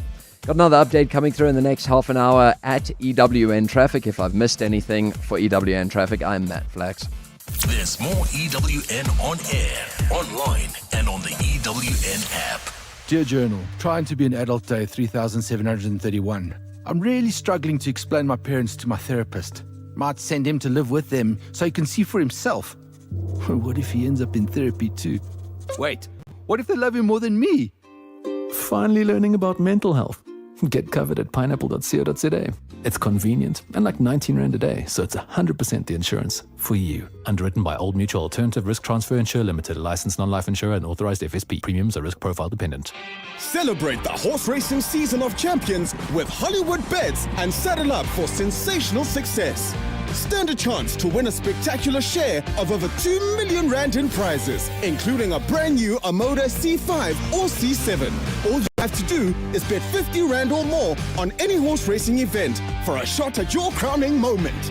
Take the reins and get ready to gallop to grand rewards. Bet now. T's and C's apply. Hollywood Sportsbook is a licensed betting operator. Hollywood Bet supports responsible gambling. No persons under the age of 18 years are permitted to gamble. Winners know when to stop. South African Responsible Gambling Foundation toll-free counselling line 0800 006 008 or WhatsApp HELP to 076 675 0710. Some walks are just for exercise, others for leisure. But this walk is for something greater. It's team building. This July, you won't just take a step, you'll take a stand. You'll walk through history. You'll walk with it. On Sunday, 27 July, the 702 Walk Walk the Talk, hosted by Freedom Park in the city of Tshwane, returns. It's a route that winds through the heart and soul of our capital city, from the sacred grounds of Freedom Park to the powerful steps of the Union buildings. Choose the 8 kilometer for those walking strong, the 6.7 kilometer in honor of Mandela Month, or the 4 kilometer for families and first-timers. Entries are 360 Rand for adults, 200 Rand for children under 12. Enter now on primemediaplus.com. 702 Walk the Talk, hosted by Freedom Park in the city of Tshwane, is where footsteps become footprints. Hanging out with Clement on 702. Let's walk the talk. 25 minutes before 11 o'clock, we are hanging out with Masa Kekana, who is a journalist at Carte Blanche. She's one of those ladies that runs after the crooks. She's also an anchor on Newsroom Africa. And we're getting to know her this morning and reflecting on her career. I've got lots of your messages that are coming through, your WhatsApps as well.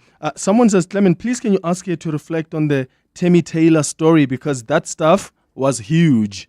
Remember your story? Yeah. In fact, Abel, can we just find a clip of that? Because I think there should probably be a clip somewhere, because it was trending for a long time. Do you ever reflect on that? How was it for you doing that Tammy Taylor story? You know, sometimes as journalists, we feel like, what am I doing this for? Because you tell a story, you expose something, and then nothing changes, or it seems like nothing changes. The Tammy Taylor story was one of those that reinvigorated why I do what I do. Yeah. You know, as long as it took. I mean, we started, I think, in 2019, 2020. And it's only now that they have finally been properly exposed, and then trying to find the original Tammy Taylor in the US as well, to ensure that they also have evidence for their lawsuit and to see justice for those women. It was about those women who had bought those franchisees, and they had gone through the most horrendous experience. And so, yeah, it's a good feeling when your story not necessarily trends, but actually creates an impact. Yeah. Okay, more WhatsApp voice notes, because I also want to play some music as well. 072 702 1702. Hi, Clement. Great show. Hi, Masa. Just a question. Your show, Carte Blanche, a very, very important show. I just want to get from you your view around the country South Africa as Masa, the person, as a presenter for a show like Carte Blanche. What do you think about our country? What's the future? Any advice to the leadership, because you're a person who's got a front row seat to many things that are happening in the country. Just your view around South Africa as a whole, and what can we do to fix the country? Second one, I think Clement anyway, that's my question. This is Terry from Oslo. Morning, Clement, and oh my gosh, you are sitting with my absolute fave. And Masa, I must tell you, you are an inspiration to young girls out there. You are respectful in your interviews, yet firm, and you know exactly when to push what buttons. And thank you for what you do. Ralph here in Boksburg. Good morning, Clement. Tabo here from North Riding. Just wanted to say hi to Masa. Tell her that, I'm very proud of all her achievements and the flowers that she's receiving now. Not surprised with Pro Kit, not surprised at all. She's my fellow Soweto girl, Dobsonville to be precise. And yeah, very happy for her. Just ask her why she's not meeting with us at church on Friday afternoon anymore. She knows what I'm talking about. But yeah, I know how close you guys are, so great show. Thank you. Bye. Which church is this? It's not a holy church. Is it the Bryanston? Yeah, it's okay. Well, on Fridays, I'm now on Newsroom Africa doing news, so that is why it's Which is messed up everything, like in terms of like our time. Especially you and I. Because I'm studying during the week. Yeah. And weekends when I have time, you are working. Yeah. And it used to be the other way around. It used to be the other way around. Yeah. Look, Nyeleti on the WhatsApp line says, "Hi Clement, I'm not surprised that Masa is a powerhouse. Her mom was my coach, and she is very reassuring powerhouse without overwhelming you. Well done to Masa. You're a role model to a lot of young women out there." There was that question that was asked in the beginning about your reflections on the state of the country now. Sure. It's, the short answer is it's worth saving. There's so much beauty. There's so much good. Every investigation that we do, the exposés that you're seeing, what you don't see are the amazing people who aren't part of the story, but are part of the bigger story of South Africa. I think they are beautiful places. The great thing about working for Carte Blanche, Lala, is that, there we go, Clement, is that... No, I can be Lala, it's okay. Is that 1 week you're in this tiny little dorp and discovering cute little quirky things, and the next week you're chasing a politician, and the following week you're chasing a scammer, and then the next week you're doing a story on rhinos, and then so you get to see the best and the worst, and there is more of the best in this country than the worst. My message for the leadership of this country, oh my gosh, how do I say this politely? Get your ish in order. Yeah. Wake up. Wake up. We are literally approaching, if not on a ticking time bomb. Just get it together. Yeah. Get it together, please. Already people are sending messages about Lala. That's how she calls me. Well, we call each other Lala. Yeah. That's why But you can call me Lala. It's fine, right? Yeah. Even during an interview. Oh, Lala. Yeah, because it's weird when you say Clement. Your next favorite song, because you've sent us a long list, but then we're not going to play all of those. Who should we do now? Should we do Teenage, Dead Bag, or should we do Kenny G or the Gudu Dolls? Let's go to Kenny G. Why? Kenny G, because of my music foundation was set by primarily my mom and my dad, who have exquisite taste in music. Yeah. And then also by Bomam Khulubaka, my mother's sisters. You know, my mother's eldest sister actually ran a tavern from my granny's house. So when we'd visit... Oh, is that where you get your dancing No. skills? So when I'd visit on like school holidays, I would hear all these kinds of songs, you know, Shirley Caesar, Oleta Adams, Kenny G, and these are the songs I grew up listening to. So when I listen to a Kenny G the moment, it reminds me of Protea, Dobsonville, Meadowlands, Orlando, Deep Kloof, Pimville, all the parts of Soweto that I used to visit as a child, different family members as well. But definitely this song in particular reminds me of my king, my dad.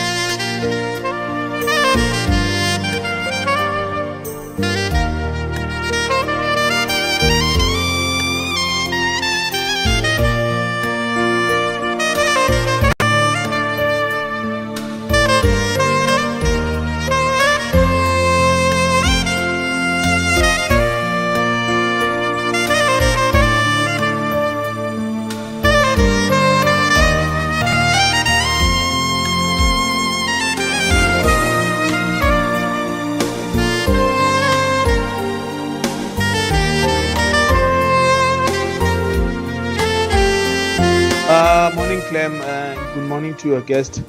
Sure, Clem, you are hosting, someone that I admire a lot in the journalism sphere. I must say that one of the reasons why I still, watch Carte Blanche, it's because of people like Masa Kekana, and I just love her robust approach when she deals with confrontational situations. And I must just say that it's good that you have her there in studio, and that she's getting her flowers and all. But yeah, man, I just want to say to her that she must just keep up the good work. We really need journalists like her. So yeah, thanks, Clement. This is Pete from Tembisa. Clement, good morning, and then good morning to Masa there. I must admit, Clement, actually, I've waited for opportunity like this one to appreciate the voice of Masa. It makes my heart melt. Clement, back to business. I just want to pose a question to Masa regarding Carte Blanche being an investigative show.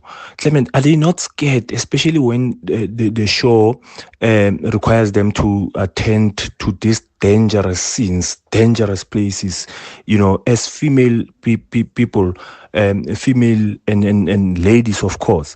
Are they not scared when they have to visit these areas, Clement? I just want to get a sense, I just want to get the answer from Masa as to what's going through their mind at that time when they have to visit these places. Joseph Rosley.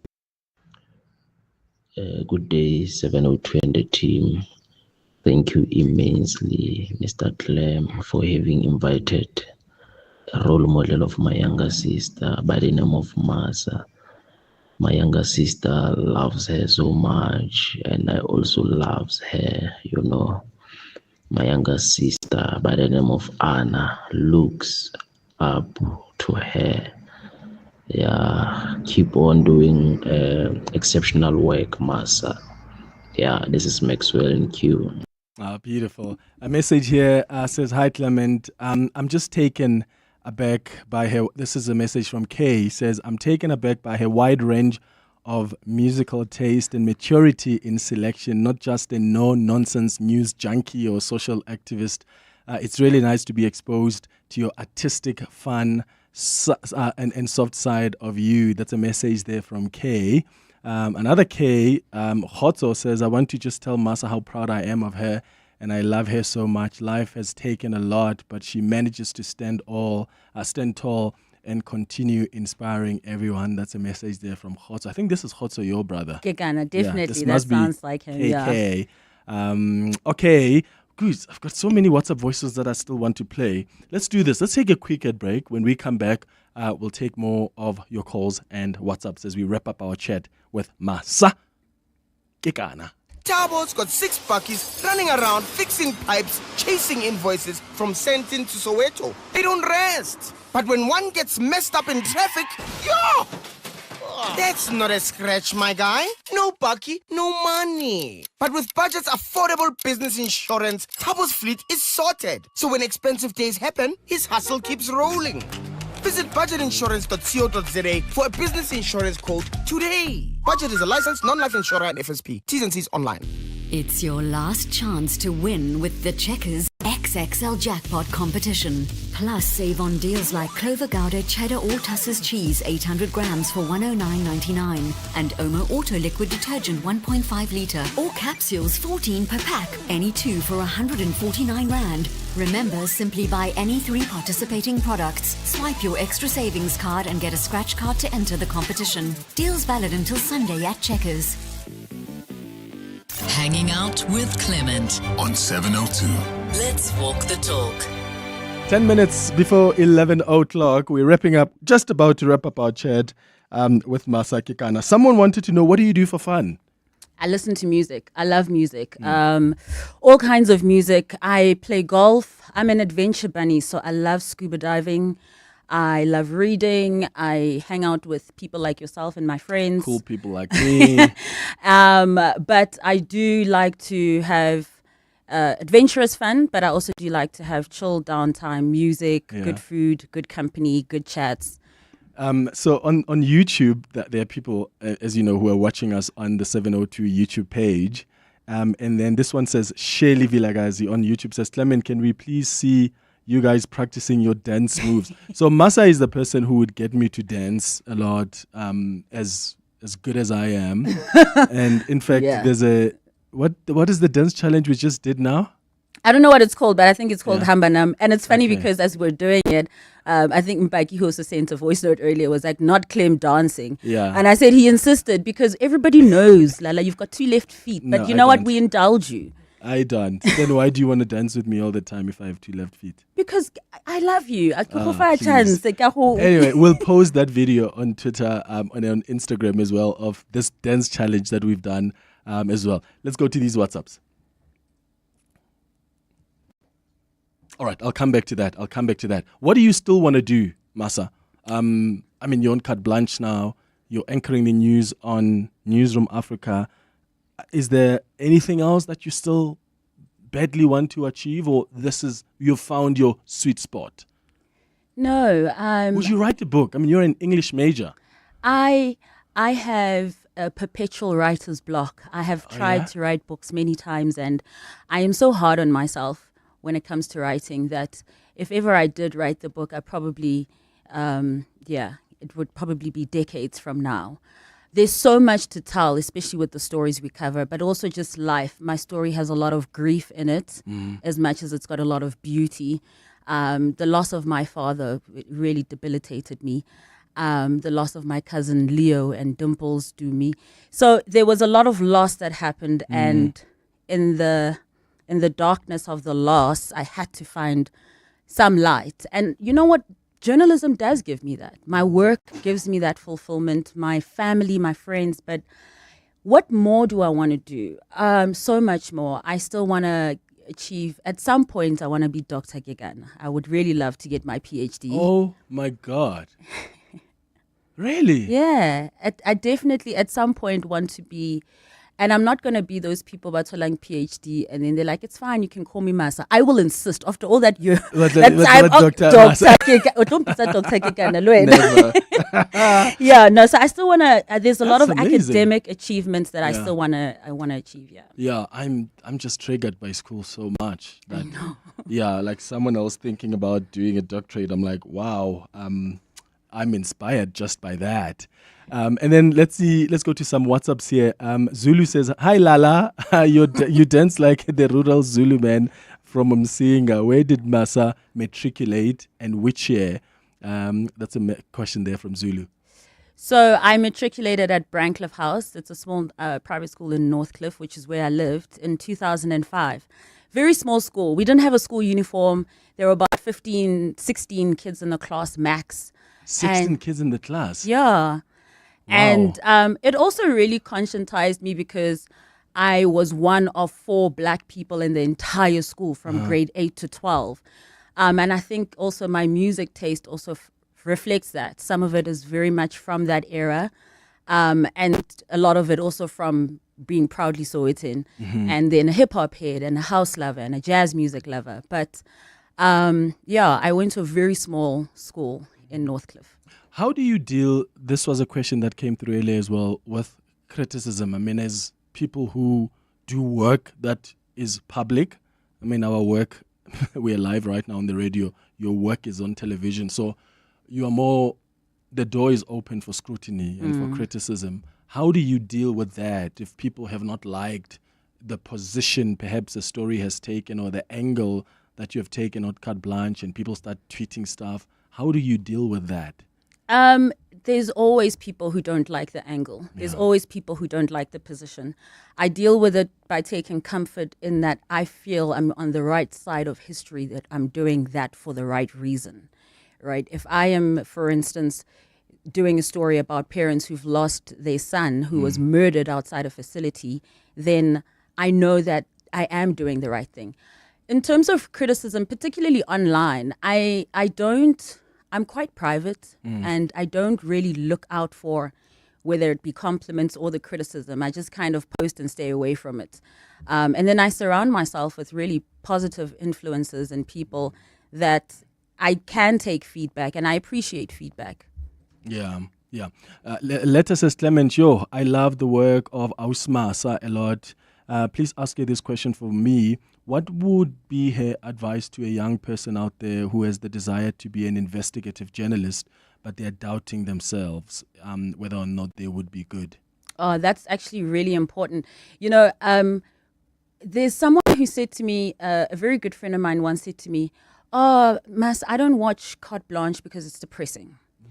And I said to her, what a luxury you have to switch off the reality of this country, because what you're seeing is the reality of it. Now, I'm not saying consume yourself with doom and gloom to be switched on all the time, but at least be aware. I think if you have a care, you are interested in reading, you have even a shred of bravery, just an ounce of it, not all of it, I think it's something you can definitely pursue. Yeah. I want to wrap up with the song. So, tell me why this Goody Dolls is the big one for you as well. I love the Goo Goo Dolls. I grew up listening to Nickelback, Coldplay, while I was also listening to Letambuli and Kaifa Semenya. So a very wide range. But I love this song because the lyrics, and I did mention a lot of grief, so it reminds me of the people I've lost. Yeah.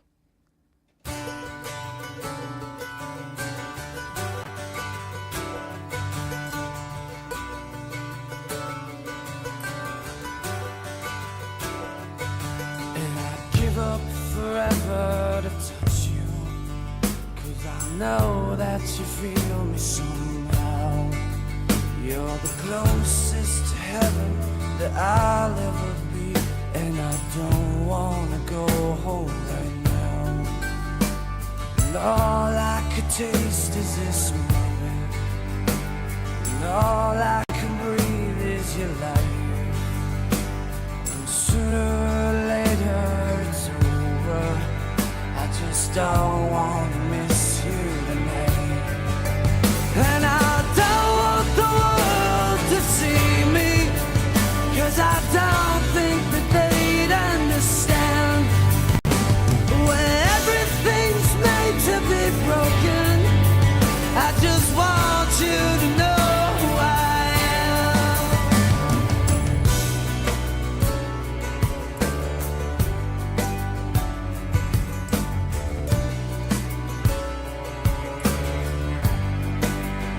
And you can't fight the tears that ain't coming, or the moment of truth in your lies. When everything feels like the movies, yeah, you bleed just to know you're alive. And I don't want the world to see me, 'cause I don't think they'd understand. When everything's made to be broken, I just want you to know who I am.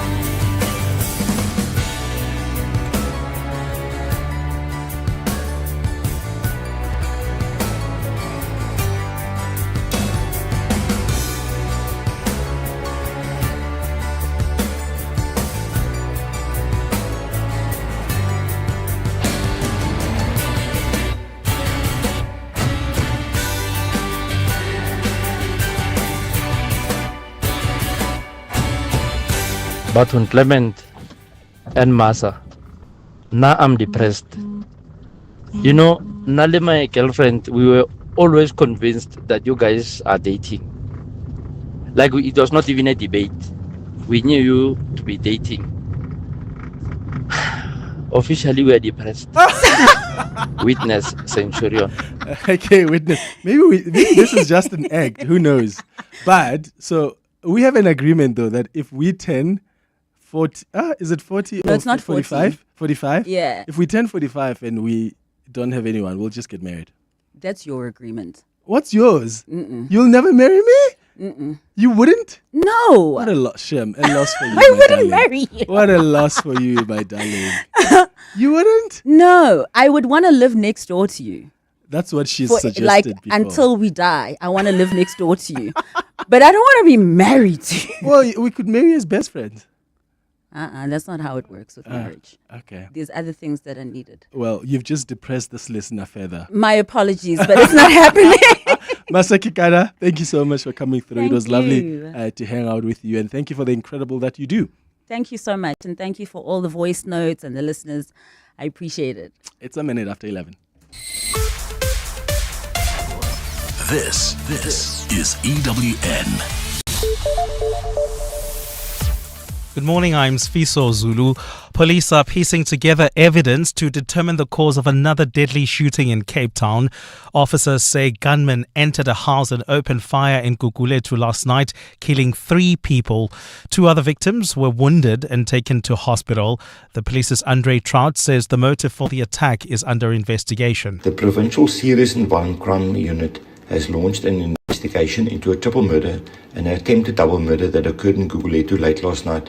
Police responded to reports of a shooting in Mulitsani Street. Upon arrival at the scene, officers discovered the bodies of 3 men with gunshot wounds in a bedroom. Over the past weekend, 4 people, including an 8-year-old victim, were shot and killed at a house in Bishop Levy's. Anti-gang unit detectives arrested 2 men who appeared in court earlier this week. The Gauteng Community Safety Department has established a group tasked with overseeing preparations for the upcoming G20 Leaders Summit. The event, expected to take place in November, will see leaders from the world's major economies gather at Nasrec to discuss pressing global issues and foster international cooperation. Many people have raised safety concerns around Johannesburg as it expects to host the international guests. Speaking at a media briefing today, Premier Panyaza Lesufi, who heads the Community Safety Department, says his team is hard at work. We also highlighted the urgent need to prepare for the G20, and in doing so, we are leading a security work stream that has been assigned to coordinate and ensure that those that will be visiting our province, the infrastructure is ready. We can now confirm that the entire Nazareth precinct, we've concluded the CCTV camera installations. Staying in the province, the ANC has called on law enforcement to take firm action against government officials implicated in corruption, following claims that some may be linked to criminal syndicates. This is in response to allegations by KwaZulu-Natal top cop Nhlanhla Mkhwanazi, who alleges there's a drug cartel operating in Gauteng involving politicians and members of the judiciary. The claims have sparked panic, with growing calls for law enforcement in the province to intensify its efforts to clamp them down. ANC co-governor Hope Papo says if there's evidence, those implicated must be held accountable. But at the principal level, whatever is coming out of risk, there must be action on it by the police, because it cannot be the intelligence community which acts, it has to be the police. Meanwhile, the EFF says the SAPS Commission of Inquiry is a delayed tactic by the president to avoid taking decisive action against his political ally, Senzo Mchunu. Ramaphosa recently placed Mchunu on a leave of absence as police minister, pending the finalization of the commission looking into allegations of corruption within the security cluster. Speaking during a by-election vote in his hometown of Seshego in Limpopo, EFF leader Julius Malema says the allegations should be investigated by police and the courts. Why should we subject criminals to commissions? The commission, if you did political science, they teach you that if you want to delay something or you want people to get tired of it, you just do a commission to prolong that issue. By the time people realize, they don't even know what that commission is about because you don't want to take an action. And 54 people have died due to flash floods in the last 24 hours in Pakistan. This brings to 180 the number of people who have died since the arrival of the monsoon in late June.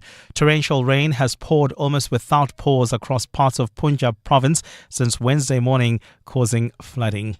Gold is trading at $3,341.79 an ounce. The rand is at 17.85 to the dollar, 23.91 to the pound, 20.75 to the euro. Brent crude oil is at $68.76 a barrel. Getting into your roads, if you're going to be going towards Benoni, there's an incident on the N12 westbound. This is at Snake Road that's going to be slowing you down. Otherwise, there's an earlier accident that resulted in a stationary vehicle on the N1 southbound. It is still there, specifically at the 14th Avenue off-ramp, and then roadworks are going to be persisting throughout your morning into the afternoon. N1 northbound before Maresburg Road, you're going to be limited to 3 lanes because of that. If we look at your major lights out in Noordwijk, there is at Lever and Olifantsfontein Road currently lights out. Otherwise, Midrand is seeing Old Pretoria and Church out. Then finally, North Riding, N1 and Maribongwe is seeing lights out at both the north and southern interchanges. A fine day in store for Gauteng. The temperatures will peak at highs between 21 and 23 degrees. The top story in EWN this hour, police are piecing together evidence to determine the cause of another deadly shooting in Cape Town. EWN, in touch, in tune, and independent. For the latest, visit ewn.co.za or download the EWN app. Walk for something greater in the 702 Walk the Talk, hosted by Freedom Park in the city of Tshwane. Get your tickets now on primemediaplus.com. You're with Clement Manyathela On 702. Let's Walk the Talk, streaming on the Prime Media Plus app, DSTV channel 856, 92.7 and 106 FM.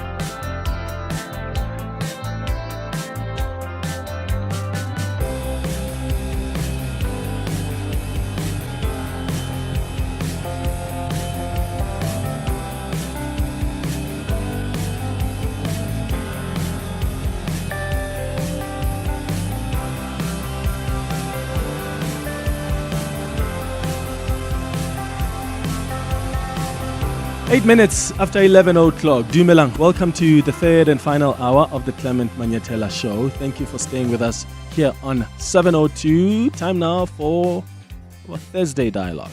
The Dialogue with Clement Manyathela. It's not just another roundtable discussion. Let's Walk the Talk on 702. On our Thursday Dialogue today, we're discussing the varied views around the President's decision to establish a commission of inquiry to probe allegations of infiltration in the SAPS by a criminal syndicate. Was this the best route the President could take? I know we've spoke about this a lot earlier in the week.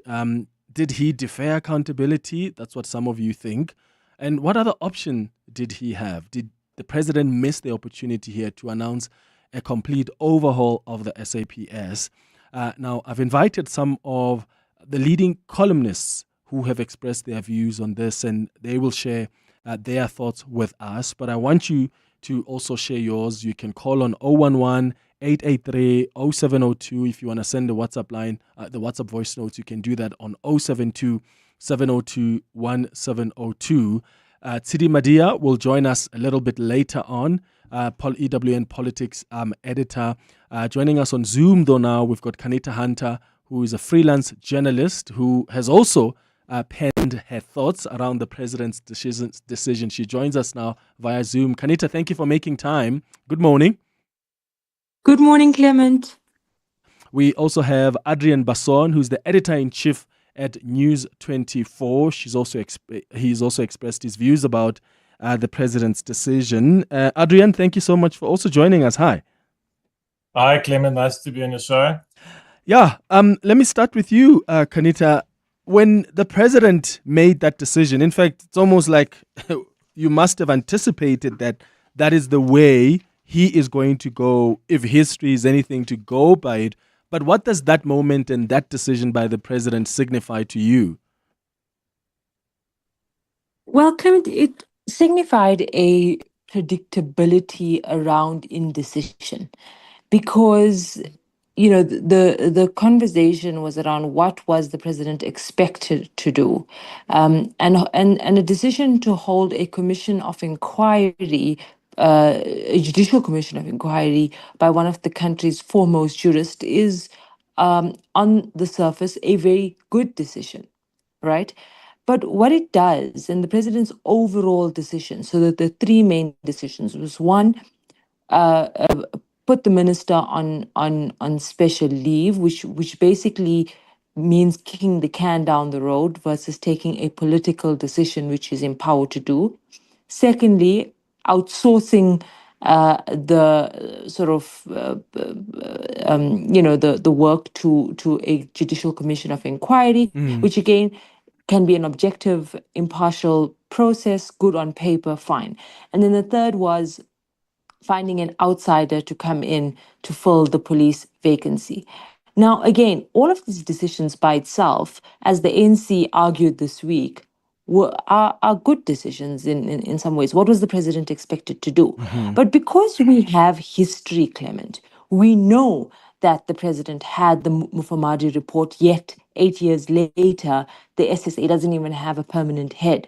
We know that there was a Sandy Africa report that gave a whole lot of recommendations and made such a damning finding that there was collusion by members of the cabinet in what happened in the July 4 years ago, the unrest that happened then.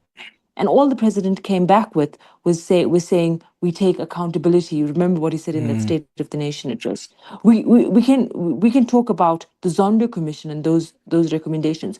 So the reality of it is not the individual decisions that were taken, but more so, how do they play out, or how did they play out previously in the Ramaphosa administration, and the president's sort of inclination to constantly outsource decision making and remain an sort of a agnostic referee when it comes to these important political decisions. And I think in a moment like this, it needed him to show us where does he stand on this matter and what is it that he is going to do. Yeah. Adrian, what did you think this moment the country finds itself in required in a leader of President Cyril Ramaphosa? One of the things you said in your opinion piece was that we shouldn't hold our breath about the president's latest judicial commission of inquiry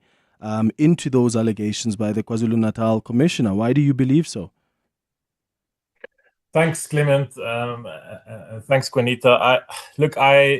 I think that, firstly, I think that there's absolutely nothing wrong with Judge Matlanga and his panelists. They are eminent jurists.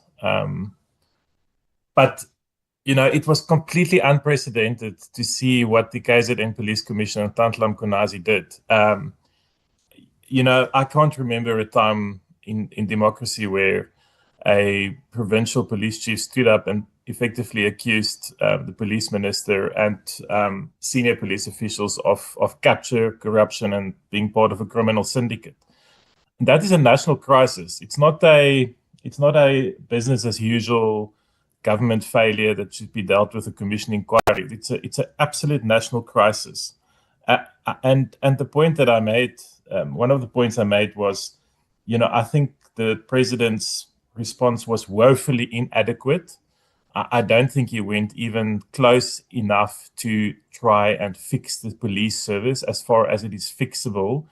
And that I think the president is frankly out of his depth when dealing with matters of security. We know he's not a securocrat. He's not, unlike Jacob Zuma, who was very much involved in the police, intelligence, and defense force.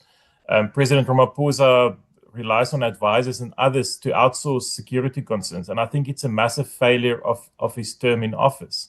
The fact that he thinks it's sufficient to put a police minister who's a political head on special leave, but do nothing in the police itself. Nothing with, people who call each other criminals at the top echelons of Waghuis, the police headquarters.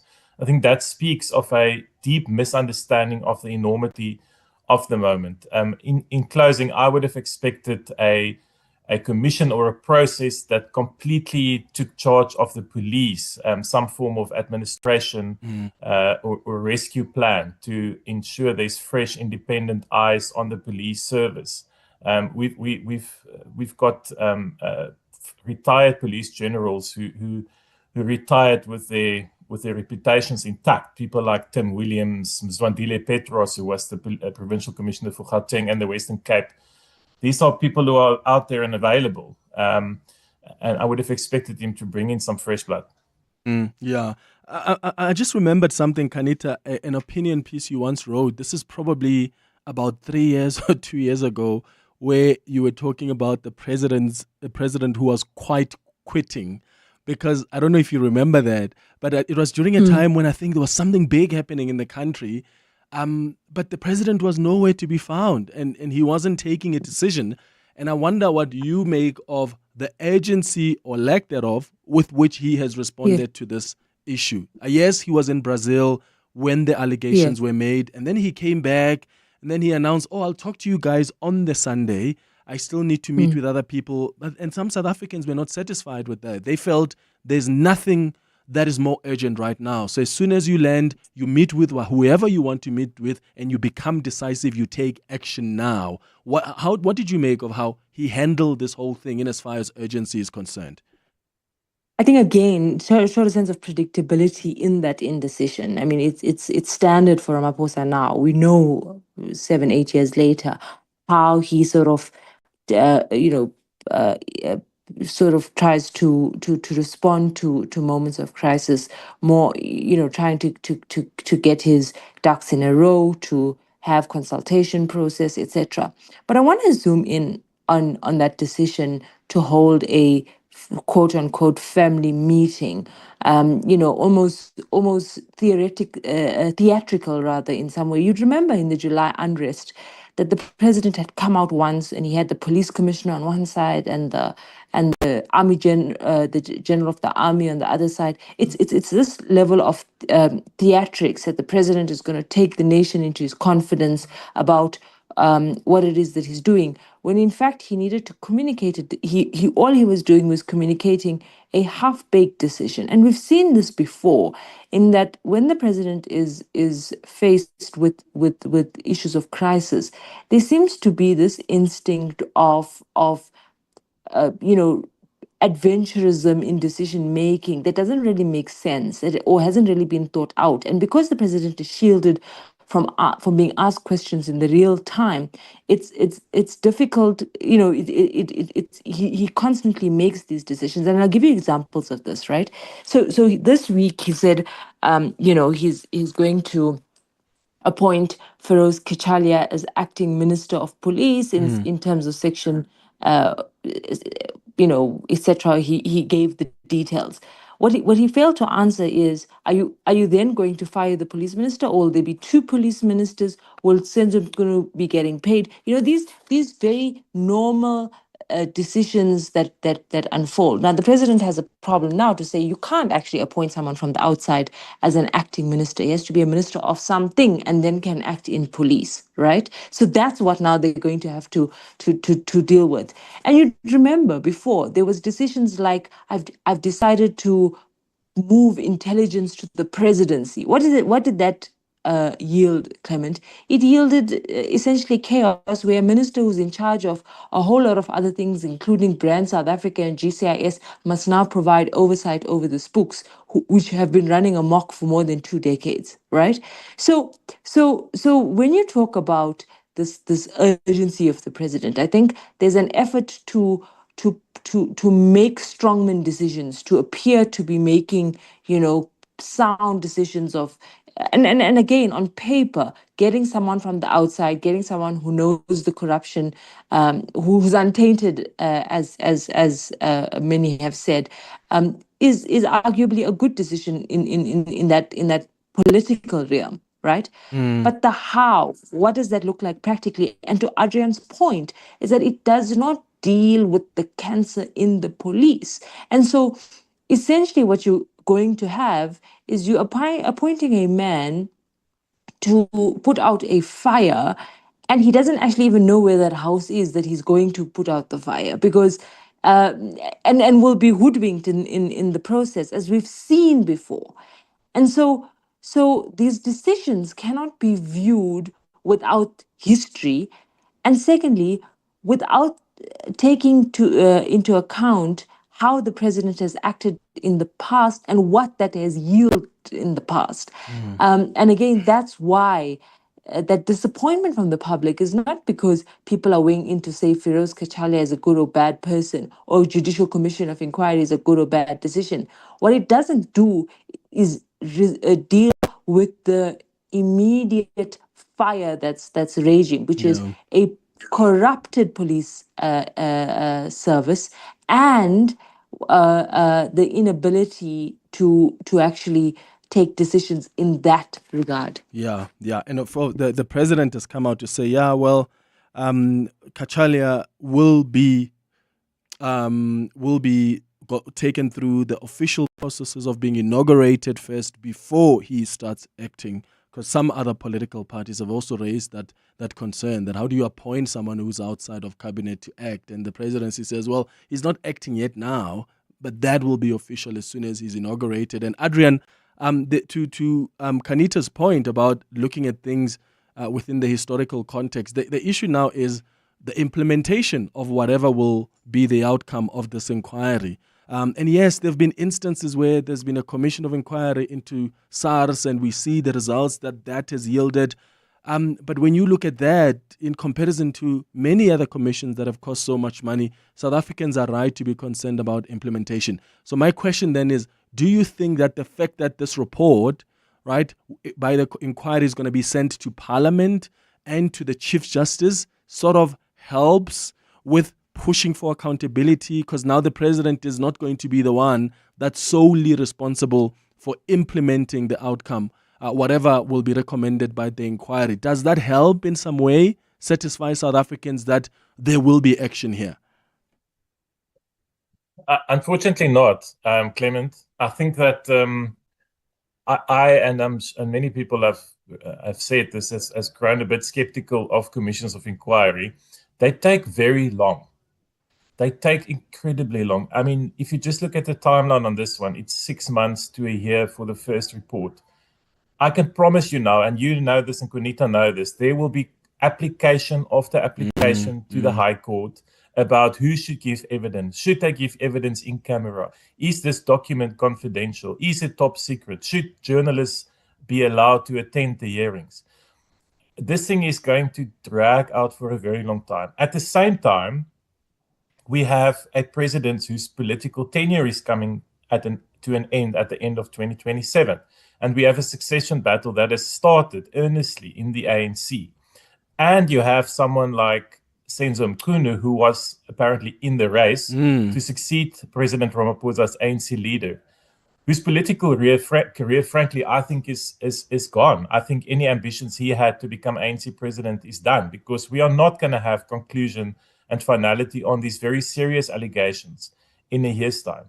And if for a moment we can just imagine, theoretically, that Mchunu is innocent, or that he is not guilty of these things that Mkhwanazi accused him of, this has become manifestly unfair to a person like that will have to wait at least a year from now, but probably 2 years to get some kind of finalization. Just a second point I want to make, Clement, that goes to what Gunita has also said, is I'm just afraid the president is out of his depth here, and that he's not going to be able to contain this matter. Just look at a few things that has happened since his family meeting on Sunday. Firstly, we saw the suspension of Shadrach Sibiya, the Deputy Police Commissioner for Detection. So remember now, Mkhwanazi told us that Sibiya is a criminal, a crook. He won't meet with crooks or criminals. So here you have someone who's the Deputy Police Chief, who's been called by the KZN Police Chief a criminal, who's now been suspended by the Police Chief, Fani Mosimola. Fani Mosimola is said to be in the faction with Mkhwanazi, okay? So they are together in this thing. Masimola, we read in City Press 2 weeks ago, is about to be arrested. That hasn't happened yet. The head of crime intelligence, Dumisani Khumalo, was arrested 2 weeks ago. Yeah. So you have this fight continuing after the president has announced his inquiry. Sibiya was suspended, and secondly, Mkhwanazi, according to Sibiya, has now sent up people to Pretoria to come and fetch these dockets that Sibiya apparently took on the instruction of Senzo Mchunu from the political killing stars team. So things are still happening in the SAPS. The SAPS isn't pausing on this matter. No, they they're are not. going ahead. That's such an important point you're raising, Adrian, and I tried to explain this to the listeners this week, that when the president has announced that there's an inquiry, you would expect that anybody pauses on anything, but that's not what's happening.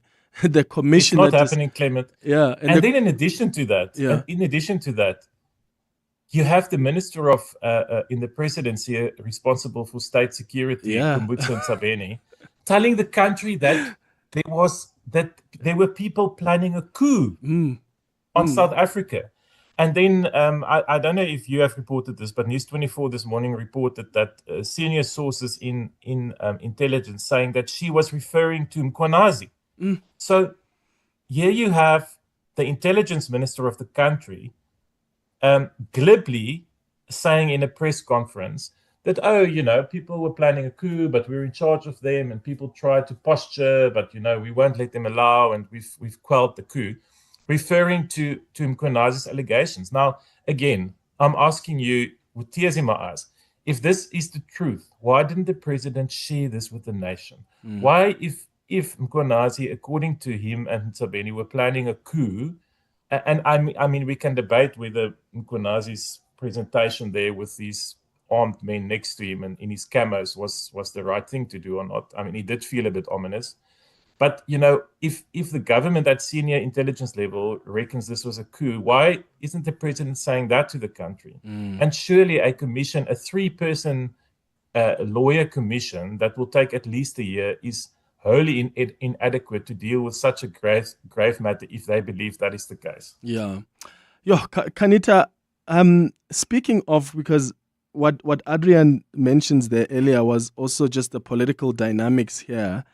I mean, what does this mean for Senzo Mchunu, who clearly, from what we have seen, was going to be pushed as a possible candidate to replace President Cyril Ramaphosa at the next ANC conference? In fact, I've started seeing posters in KwaZulu-Natal. He's going to be speaking at some of the ANC events.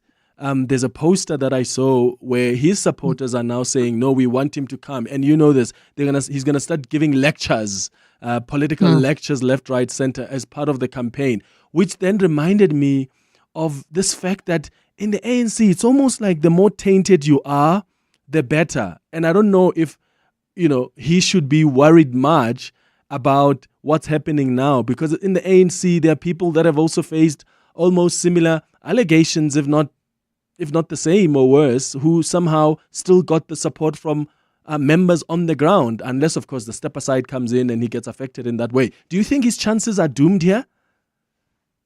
So I think that the ANC sort of affirming that he's still a member of the National Working Committee, and a very senior one in that regard, as well as a member of Parliament, means that he'll still be earning an income and still have access to political platform, which means he's not going to be in the political wilderness. That gives you a leg up when you are trying to sort of realize political ambition. Right.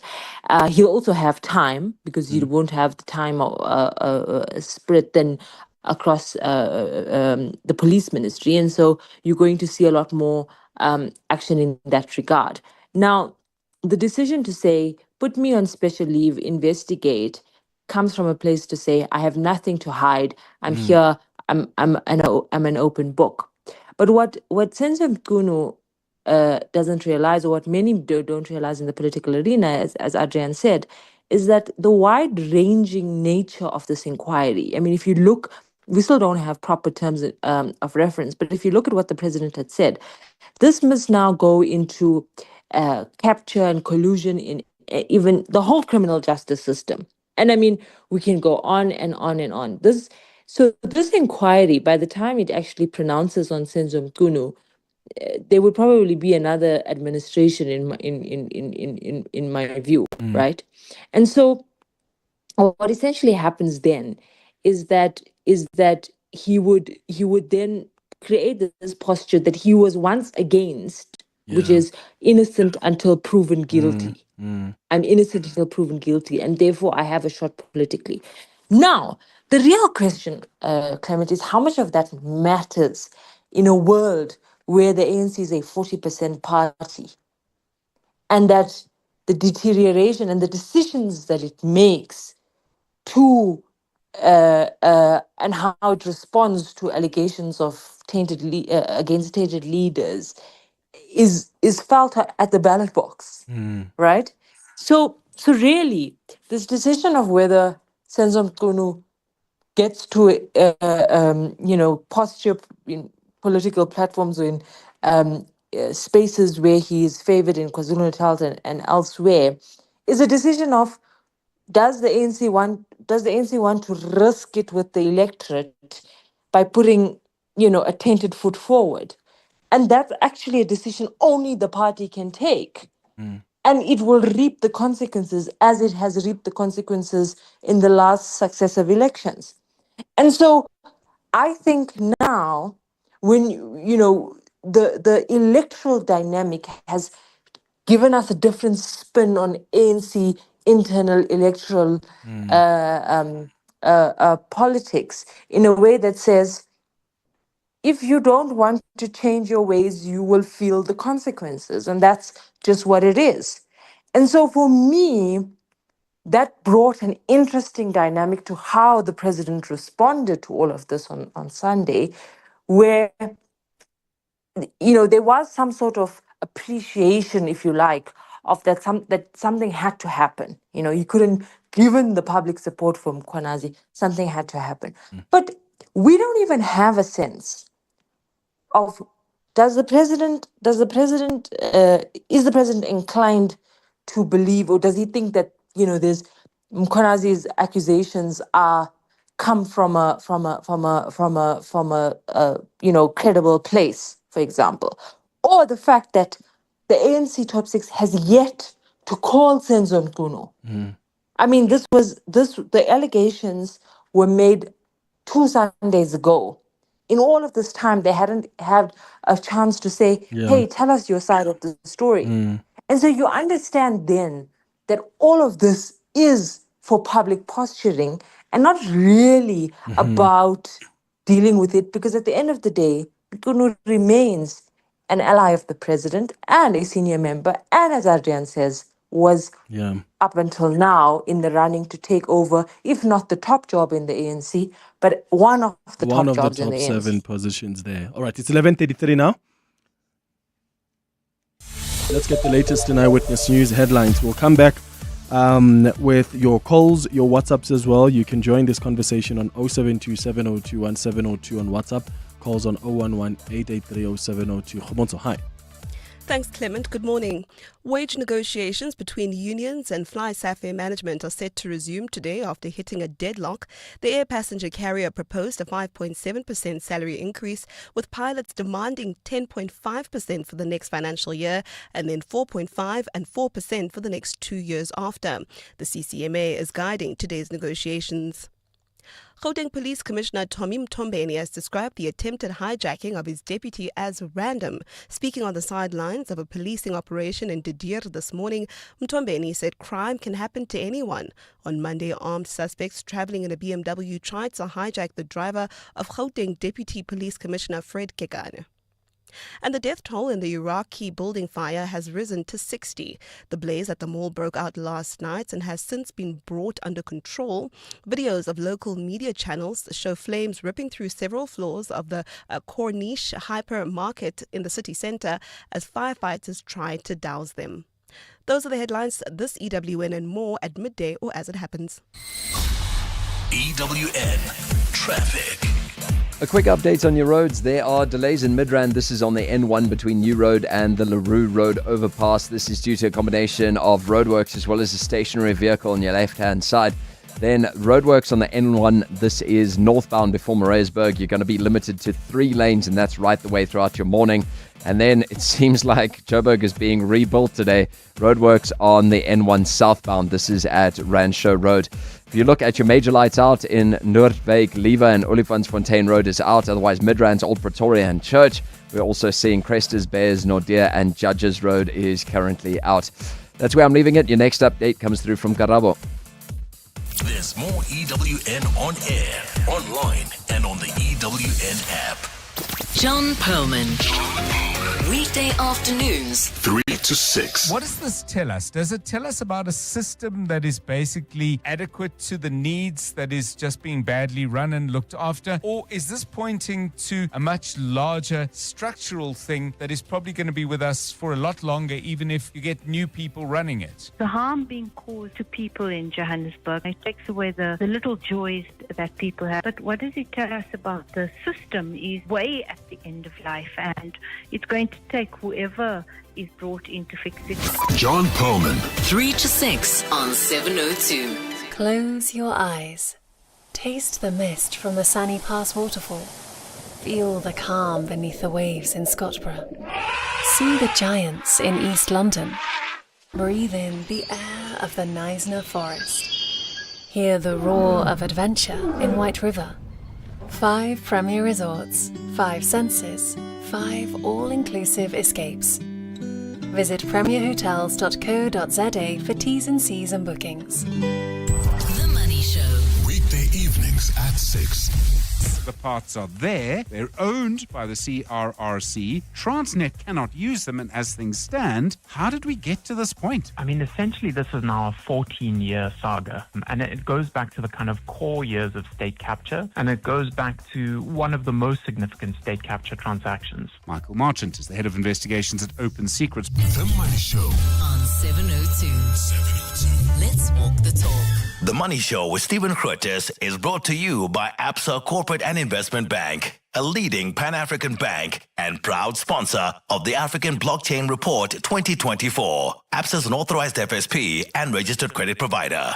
The Dialogue with Clement Manyathela. It's not just another roundtable discussion. Let's walk the talk on 702. All right, 23 minutes before 12 o'clock, we continue our conversation about the Judicial Commission of Inquiry that the President has established, and also just the other dynamics at play here. How long should it take? Should we expect it will take place? What are the kind of consequences we can expect?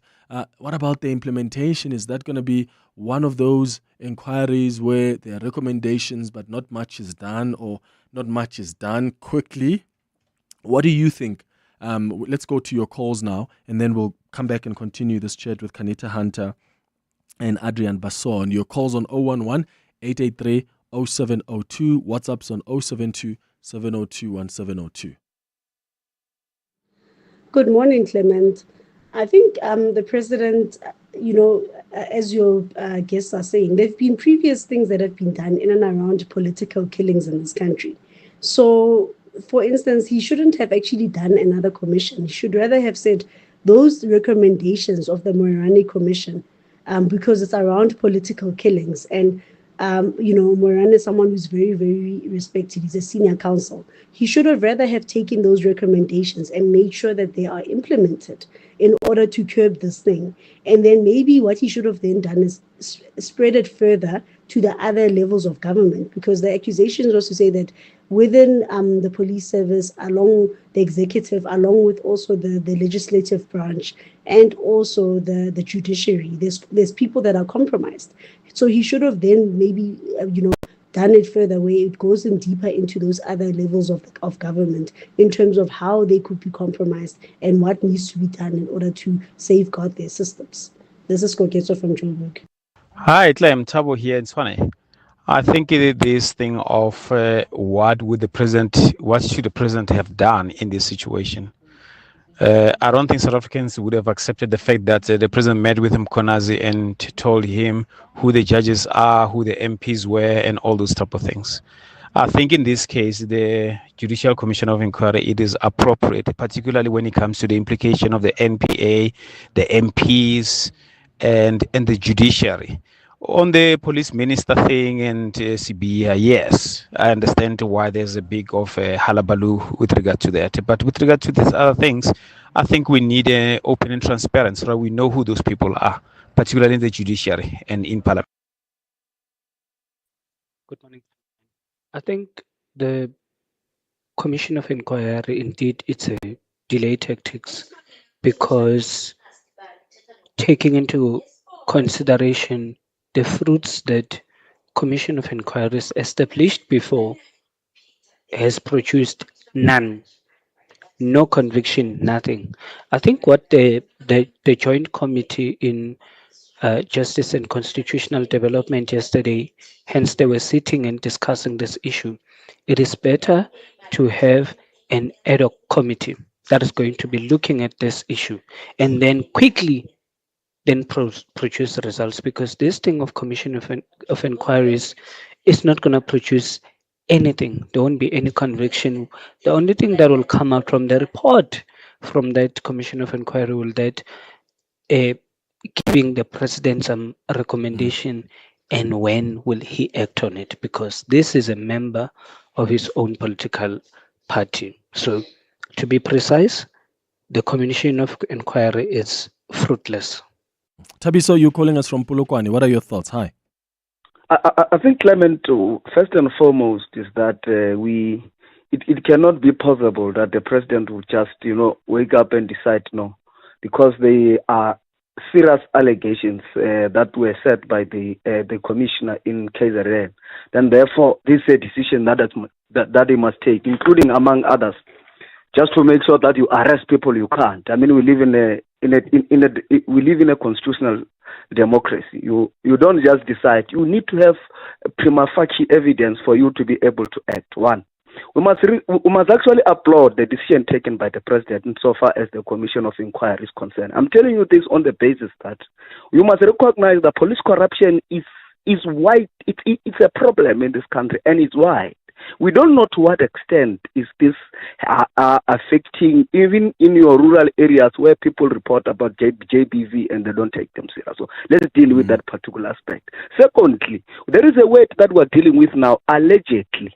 Some of these things that a person can there are people who are able to wake up, go and report a particular crime. And what do the police do? The police go and investigate, and upon investigations, they go and arrest. I think that's the point. But thirdly, is that the president would have announced even a day after coming back from Brazil. We must recognize that we even forget that the country was in mourning after the death of Didi Mabuza, the former deputy president of our country. And I mean, really, ordinarily as a president, respecting protocols insofar as mourning period is concerned, you can't then go and address the nation and say, no, because of the allegations that have been, on our TVs and radio, this is my action. The president made sure that immediately the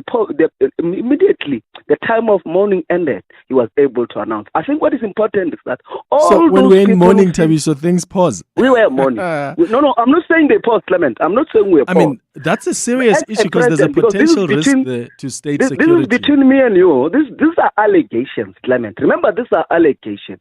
They are not things that me and you would have seen. They are allegations that was said on a platform like the one that you are leading. Now, if there are allegations untested, what do you do as a president of the country? Do you rush to take actions, or do you pause and be able to take an action later so that you are not caught off guard? Yeah, I get that, Tabisa. I suppose where I disagree is time of mourning. I think that's immaterial. If you are the leader of any business or of any country, when there's an issue that faces or risks serious security issues towards the state, towards the citizens, because there's a crime intelligence or SAPS that's compromised, there's nothing more urgent. There's nothing wrong with you as the president addressing the nation on a Thursday, and on Saturday you're going to go and, speak at the funeral of your former deputy. There's nothing wrong with that. You're appreciating the urgency of the matter. You're appreciating, even the president himself says, the allegations risk our national security. So that's still important to act with urgency. I want to go back to Adrian and Kanita now. Adrian, what do you make then of how the inquiry is going to do its work? And let me rephrase this question. There's a tricky situation now because you've got SAPS top officials that have thrown accusations against each other. You've got members of the public that have also decided to take sides on who they believe, who they don't believe. And now the inquiry is placed in a tough situation where should they take any decision or handle this inquiry in a manner that may be seen to be skewed against a particular person here of the implicated people or people involved here, then somehow there are threats of uprisings, or we're going to come out if they dare suspend Mkhwanazi. How does that make it tricky for the commission of the inquiry? Because I thought when President Cyril Ramaphosa decided that the inquiry must be the one that decides on the employment of those that are involved in this and who should be suspended pending the outcome, I thought the president was trying to pause everybody so that then suspension is not being used as a weapon. But that didn't work because the commissioner has gone ahead and suspended his deputy, and nobody says he doesn't have a right to do so. He's got authority to do so. But when you look at the process the president announced and you look at how he has acted now, where do you think we're going to go here in as far as the inquiry is concerned and how tricky things are going to be for them? Well, Clement, and to throw further into the mix, Parliament, the chairperson of the Police Portfolio Committee, Ian Cameron, has made it clear that he wants to proceed with a parliamentary inquiry. And he's entitled to. Parliament is completely entitled to continue with their own inquiry. So you may have three processes running concurrently here. And the president will be in no position to stop this. He has made his bed by appointing the Madlanga Commission, but he cannot stop Parliament from continuing their position, and he cannot stop Fanny Masemola and Nhlanhla Mkhwanazi from performing their duties unless he suspends them, which he hasn't done. So I think it's going to become messy. I think Justice Madlanga will find it tricky to navigate all of this. I've no doubt that he will do a good job and that the Commission of Inquiry will be interesting for the likes of us, and we will be there obviously every day and hopefully get some clarity on some of these allegations that Mkhwanazi has put into the public domain. I think the bigger concern for me is what happens to crime in the meanwhile. What happens to the victims of crime? What happens to South Africans who are dependent on the SAPS for their safety and security? What happens to people who are looking to the SAPS to investigate their crimes in which they were victims of assault, rape, murder, attempted murder, housebreaking, burglary, you call it. Crime is completely out of control. Our murder rate is at a 20-year high. Our GBV is out of control. And we are looking to the police to solve this, to prevent crime and to detect crime where it has happened. And I think that's my biggest concern, because this will have a chilling effect and impact on the South African Police Service. This will have an impact on the station commander in Kuruman and a detective in Piet-Sonnewater who has to do their work and look at the chaos at the top of the organization. And I think that is my biggest concern, is the South African public will ultimately be the biggest victims. Yeah. So, and Kanita, for you, how tricky do you think the work of the inquiry is going to be here? And because I wonder, because obviously we don't want them to be, that's not their job to be managing people's expectations, but there are expectations here. Part of this entire fight is who do you support who? Members, there was a protest, was it a march 2 days ago in support of Mkhwanazi, and there are people who are saying, should he ever be charged, that's going to be a big issue. Now, what if the inquiry then decides, actually, let Fanny Masemola be on suspension, or not even suspension, let him take some time off pending the outcome, or Mkhwanazi himself. That is going to be a difficult thing for the inquiry. Should that even be their consideration? Yeah, and what happens to the internal power fights within SAPS? That doesn't halt on the basis of an inquiry because the president said so. And I think the elephant in the room would be if the National Police Commissioner Fanny Masemola is arrested or not. We, as City Press had said 2 weeks ago, that he is facing imminent arrest around a building that was purchased, and the Crime Intelligence Head was arrested in that regard. And so, again, the beyond the sort of broader considerations around fixing the criminal justice system. What do you do around the persisting cancer in the police that's not going to halt? What do you do for those who have been implicated in some way are fighting for their lives? And essentially, it's a power fight. It's a gang fight in the top echelons of the South African police service. And like Adrian says, the consequences are much dire than we think. And so, for this inquiry, the first thing I think is capacitation, right? And that has always been the problem in numerous inquiries that we've seen previously, is that they are not properly capacitated because of funding challenges. And we know that, for example, the Justice Department has had some budget cuts. So when the president says, okay, this inquiry is going to be set up and led by a senior counsel and by a justice, has he considered whether we can actually afford it, and for how long can we afford it? Remember, the Zondo Commission cost us R1 billion, right? And ran for many, many years. And so those considerations for me are going to be important in the sense that the inquiry itself can only do as much as it is enabled to do, if that makes any sense, right? And so, yes, having a good, just judge at the top of an inquiry is important. But, who are the legal teams? What are the, what is the appetite from the state to provide technical support for an inquiry? We've seen examples of, such probes not been getting a signature for a venue to hold public hearings. I'm raising these very mundane points, Clement, because these are the things that stand in the way of real outcomes. And I'll take you again back, and I know I'm harping on the matter, but to the Sandy Africa report into the July unrest, there was 50 billion rand wiped off the inquiry of the GDP in that spate of violence, right? And government simply did not hand over classified documents, intelligence documents that surrounded that period. So all they had to rely on was reports that me and you did.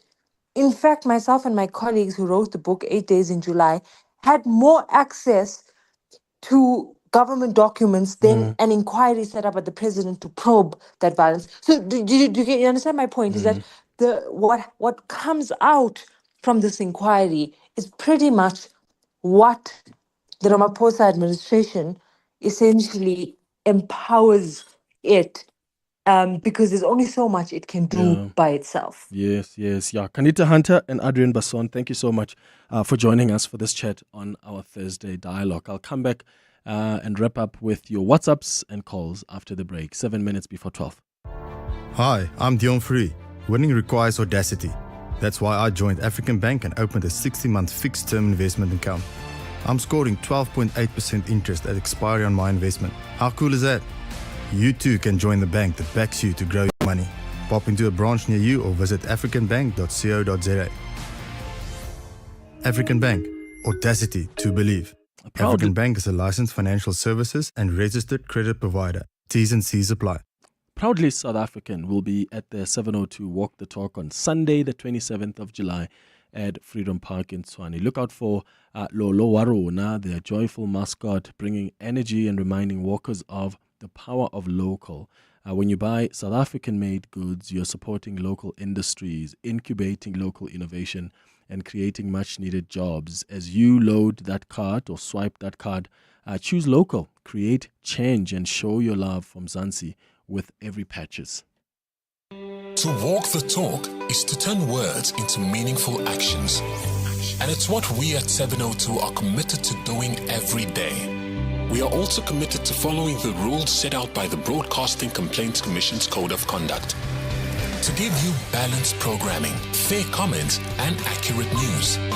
But if we stumble along the way and you feel we are not living up to the code, let us know on comment@702.co.za. And if after that you're still not happy, you can direct your complaint in writing to the Broadcasting Complaints Commission. Email bccsa@nabsa.co.za. For more, visit bccsa.co.za. As the official retail partner of the Springboks, Pick n Pay is proud to back the box and give you the chance to be the ultimate smart supporter with Pick n Pay ASAP. Money or the box on 702. WhatsApp your name, ID number and the word ASAP to 072 702 1702. You could face the ultimate choice, a mystery Springbok supporter prize or Pick n Pay ASAP vouchers worth up to 2,000 Rand. It's time to show your box spirit. Money or the box with Pick n Pay ASAP. Friday on 702 Drive with John Perlman. T's and C's on primemediaplus.com. The Dialogue with Clement Manyathela. It's not just another roundtable discussion. Let's walk the talk on 702. All right, 4 minutes before 12 o'clock. Coming up next is the midday report with Tsidi Madia, but I want to abuse her a little bit and get her thoughts on what we've been discussing this hour. Tsidi, we've been looking at some of the challenges that are going to face this commission of inquiry, looking into the infiltration of the SAPS by a criminal syndicate. One of the things to look at here is how politically things are going to move. I saw a poster of Senzo Mkhunu being invited Musa Dladla region. That's one of the important regions in KwaZulu-Natal, isn't it? It's where he's from. What does that mean? It tells you that, and I've seen a lot of responses where people are like, oh, geez, the ANC doesn't take us seriously. It speaks about optics. At all times, your messaging has to show that you are hearing and you understand and you're in tune with how people feel. And I think that if the ANC wants to go about its normal life, including the protection of the minister in his capacity as a political participant, you're saying a lot to people who are looking to him as a person who was bestowed, entrusted with the running of the police, who's now being accused of wrongdoing. It says something is out of sync. There's something that Masa said to you about when somebody asked her about leadership, and she said, wake up. And I was like, that's actually it. At every turn, even how this commission is going to be handled, you want to have a sense that you have leaders at the party in the room who understand what is at risk for our country. And that's the rest of us, have us as an interest and not themselves. But then this has always happened in the ANC, where someone could be facing charges or someone could be in some controversy and branches still invite them, because it's almost like, and I said to Kanita and Adrian earlier, that it's like the more tainted you are in the ANC, the better the chances you have at the leadership. Of actually making it. Well, that's how former President Jacob Zuma rose to the echelons of the party. He was tainted. That's a fact. In fact, that's one of the things that's being used by one of the candidates who wants to get to 2027, is to turn every controversy into victimhood and to use that as a platform. Somebody's looking at the Zuma model and trying to emulate it. That is what happens. But there's also a view from South Africans that the ANC is living in an alternate reality. And that's what those things communicate. Where you have a party that's now at 40% refusing to change its ways, refusing to do things slightly differently to show that it understands how people feel. But I'm currently studying about liberation movements, and there's nothing unique, by the way, about what we're seeing. The ANC's experiences are not unique. It's dying exactly like other liberation movements died, where they're completely out of touch with reality, and that now you're challenged by not one goal that you need to get to, i.e. liberation. You have multiple things, and the goalposts are constantly shifting, and you're simply unable to meet those demands. So you force us to live in the past, where you were heroes, and you refuse yourself to confront reality. Yeah, they once worked on at the Morogoro conference, the Ready to Govern They'll still report. tell Remember you to that? date about Ready to Govern and Morogoro. It means nothing to them in real fact. What's coming up on the midday report?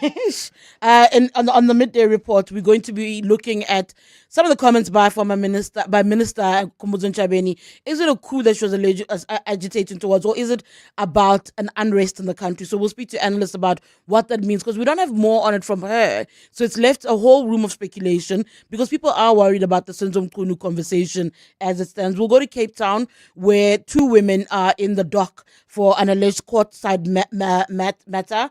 We'll also speak to our Sophie. It's her last day today. She's been at the helm of news in our country for well over 30 years. So we'll look at that story Nobody as well. works as hard as Mam Sophie. Show me anybody. Nobody. I can't disagree with that. Nobody. 31 years. She's watched this country's ebb and flow. So we'll also get her perspective, and we'll speak to the Tutula movement. They're marching to the South African Human Rights Commission.